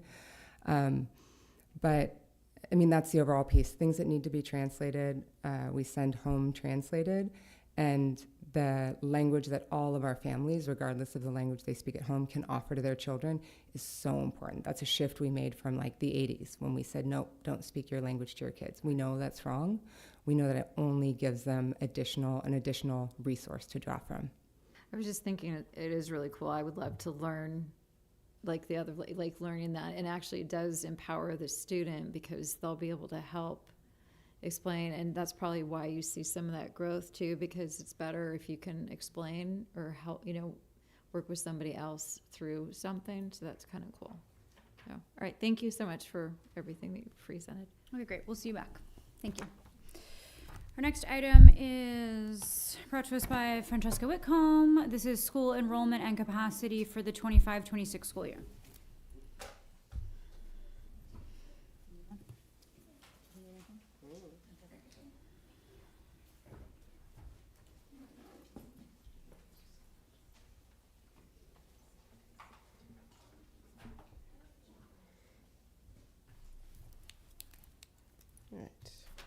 Good evening, Dr. Smith, board members, student representatives. It's been a while since I've done one of these little guys. Is it going? Ooh, exciting. All right, so I am excited to present a staff report this evening on our enrollment and school capacity. Just as a reminder, this is a snapshot in time. And this particular snapshot is probably about a week and a half ago. So it has even updated since then. Let's see. All right. So what I wanted to provide for you, and the board cover report basically explains kind of the overview of the full-time equivalent, or FTE, assigned or allocated to each of our school sites, and then the current projected enrollment and potential space. So that's kind of the overall summary, but as I go through the presentation, I'm just going to share another level of detail. And I have a little tickle going on still, so apologies. All right, so on this first slide, I wanted to give you a little comparison of like our current projected enrollment, where we're at by site. And this is elementary first, as compared to an example from March of last year. So as you can see, there are at least a handful of our schools at the elementary level that have a good increase. I would say Loma Verde being one, and Linwood, yay. And that's my own kids' homeschool, so they have a soft spot for me. And then Rancho Elementary and San Ramon. So that is just so you can see a comparison year over year for the most part. And then the same comparison, if you will, at middle school. Really a somewhat more stable-ish number, but still growth, mostly at San Jose. Again, shout out my daughter's school, so special to me, and a special place. They're all special places, but and Whitney is not here anymore. Oh, bummer. All right, and then at the high school, you can see this is the one area where comparatively, like a year ago, March 2024 to currently, the numbers are a little lower. And I think there's a few different reasons for that. I know and I am not the expert in the room on enrollment. That would be Mr. Saisi. But I know from discussions that we've had as a staff at the high school level in particular, for different reasons. Like, for example, in this current school year we're in, we have not seen the typical influx of like newcomer student enrollment in particular. So that's probably at least a piece of it. All right, and so then overall, this kind of gives you a breakdown by site. And so the potential space available is based on where we're at with our FTE allocations currently. Now, as an example, the negatives there at Pleasant Valley and Rancho, those negatives are there, and I spoke to it in the cover, because there's still movement happening there. Like there could be overflows that happen, there could be transfers that are still happening, and there could be changes in staffing as well. But if there were to be a need, like the FTE could be increased if this enrollment warranted it. But when there's space at other sites, then we look at other options before necessarily adding FTE. So you can see the overall like space available is there for you by site. And that is the end of that. If there are any questions. And I just want to say, in terms of staffing at elementary, this is the first time, this is my third school year being back in my role, and this is the first time I can say we basically have 2 elementary vacancies only right now, at TK and K at Loma Verde, and like crossing fingers, toes, I do anticipate those being filled, like I don't want to jinx anything, but like fairly soon. And that just has not happened, even at the elementary this early in the spring for a while. And again, we had a very small number of retirements and things, so that's part of that. Middle and high school, we are still in the throes of recruiting season. So we are still in the process of hiring for some vacancies at secondary, in particularly math and science and special ed, of course. And those are just like norms. So that's just to throw a little bit about staffing and recruitment in there for you. All right, you're welcome. So I just want to say I love how you guys are starting to think where I'm going on stuff. I was reading the cover page and working through, and I'm like, okay, I want to know what the numbers are from last year because these are kind of interesting. But like, and then I turn and I'm like, oh, she already did it. So thank you. I thought it was really interesting to see the changes, especially at the high school level, and the explanation on that. And also, just to be clear, because I mean, it seems, you know, anytime we talk about space, originally, or capacity, I was thinking in terms of like actual physical space. So understanding that this is just people is helpful. But thank you. You're welcome. Yeah, I agree. This layout is very helpful and useful. Thank you. Good. Okay, great. Our next item is 13A. This is the approval of resolution number 24-2024-25, approval layoff notice for Linwood Elementary after-school program, or LEAP, certificated staff, brought to us by Francesca Whitcomb. It's actually classified staff, but that's okay. Oh, I'm sorry. No problem. This is being brought to you after we've brought a previous resolution for other classified positions that we are eliminating. And the explanation behind that is kind of spelled out on the cover, but in looking ahead with Jeff Wallace at the budget for the LEAP program, it was identified that they were already technically overspending in that budget. And so he worked very closely with Lauren Menchavez, the principal, looking at the staffing, looking what the true needs, you know, the bottom line needs are for supervision and oversight of the program, and identified that there was one position that could be eliminated, unfortunately. This is considered a specially funded position, and so it does not legally require the March 15th notification. It requires the 60-day notification. And so upon approval of this additional elimination, that impacted employee would be noticed on or before, it's typically about April 29th. So that it would be like 60 days prior to the end of the fiscal year. Okay, discussion or motion? I can make a motion, although I'm sorry that we have to reduce. Yes, agreed. So we have a first by Trustee Gasson and a second by Trustee Pickus. All in sorry, it's roll call vote. Trustee Alexander. Aye. Trustee Butler. Aye. Trustee Gasson. Aye. Trustee Jacobson. Aye. Trustee Lametta. Aye.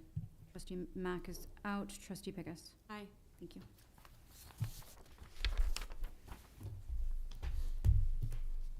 Okay, 13B, we have the approval of resolution 25-2024-2025, certificated employee appreciation week, May 5th through 9th. All right, as you can see there, this is a resolution we bring forward annually in honor and recognition of our certificated staff. And the week of May 5th through 9th, 2025 is the week that we typically, it's the National Day of the Teacher, falls during that week. And so that's usually where we align our celebration of our certificated staff. Questions, comments, or motion?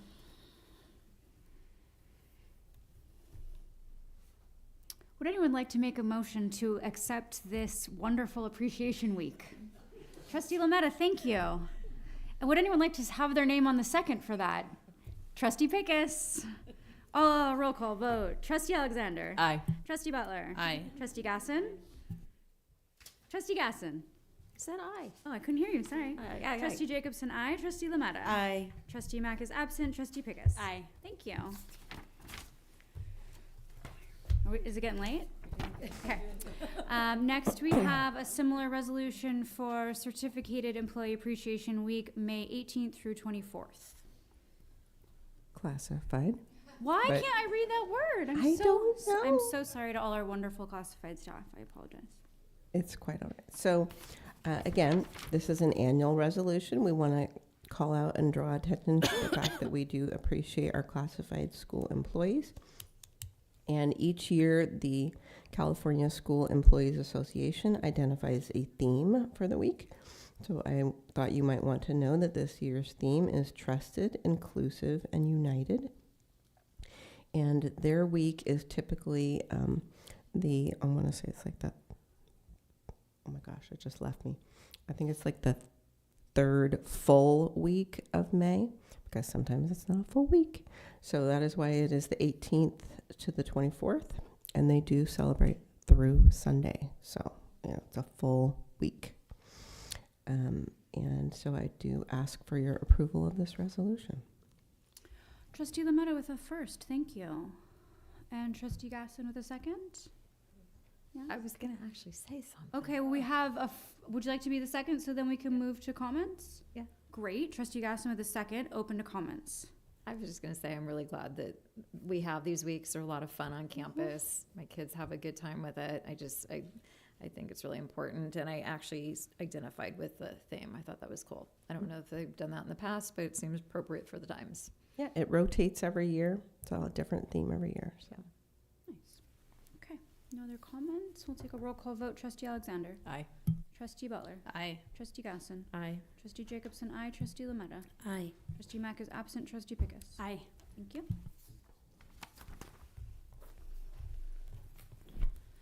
And we have the approval of new certificated management job description, student support coordinator, first reading. All right, thank you. Here I am again. All right, so this is a new job description. However, I do want to clarify that there is this is a position that we've had a similar position. We had expired funding for the position that funded Ms. Anna McGee in her position. And then we now have 3-year grant funding from Marin County Office of Education Wellness Grant. There are certain criteria that need to be identified in the roles funded by that grant.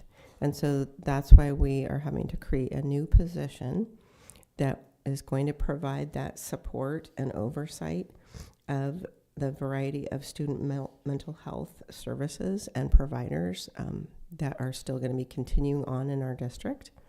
And it is the same range. I want to point out that it's the same range of range 3 placed on the certificated management salary schedule.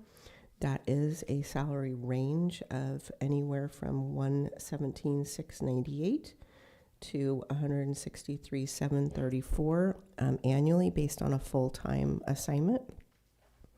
And yeah, it was collaborated greatly with Ms. McGee herself in collaboration with the wellness folks at Marin County Office of Ed to make sure that everything called out in the job description is going to fall under the needs of the grant itself.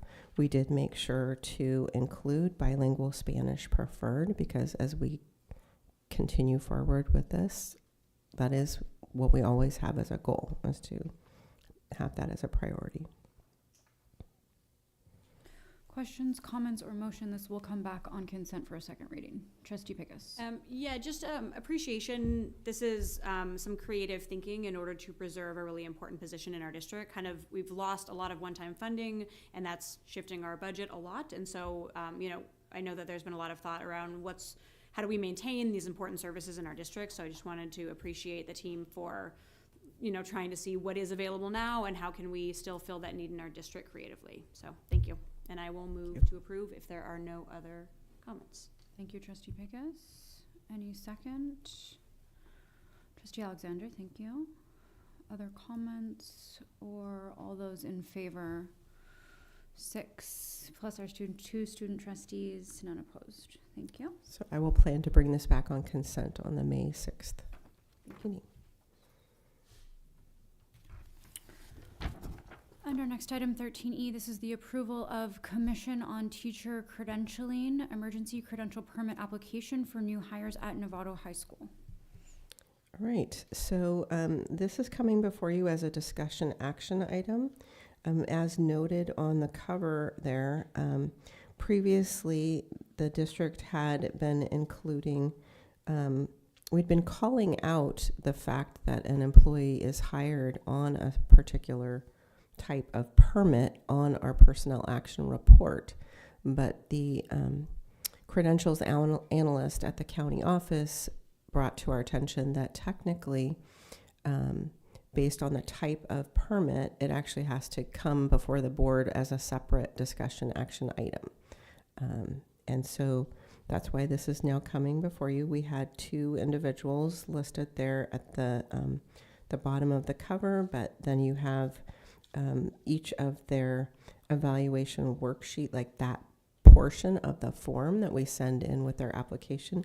So it delineates the units and how they met the unit requirement for the emergency permit.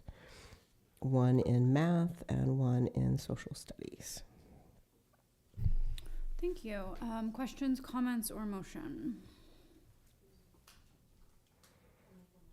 Okay, Trustee Lametta with a first. Trustee Gosselin with a second. Would you like to have any conversation? Okay, all those in favor? We have 6 plus 2 student trustees. Thank you for getting this in a more dialed fashion that we needed. Appreciate it. Thank you. That comes to the end of our agenda. We look forward to seeing all of you at our next meeting on, that's not it, May 6th. Yes, there it is. Thank you, May 6th.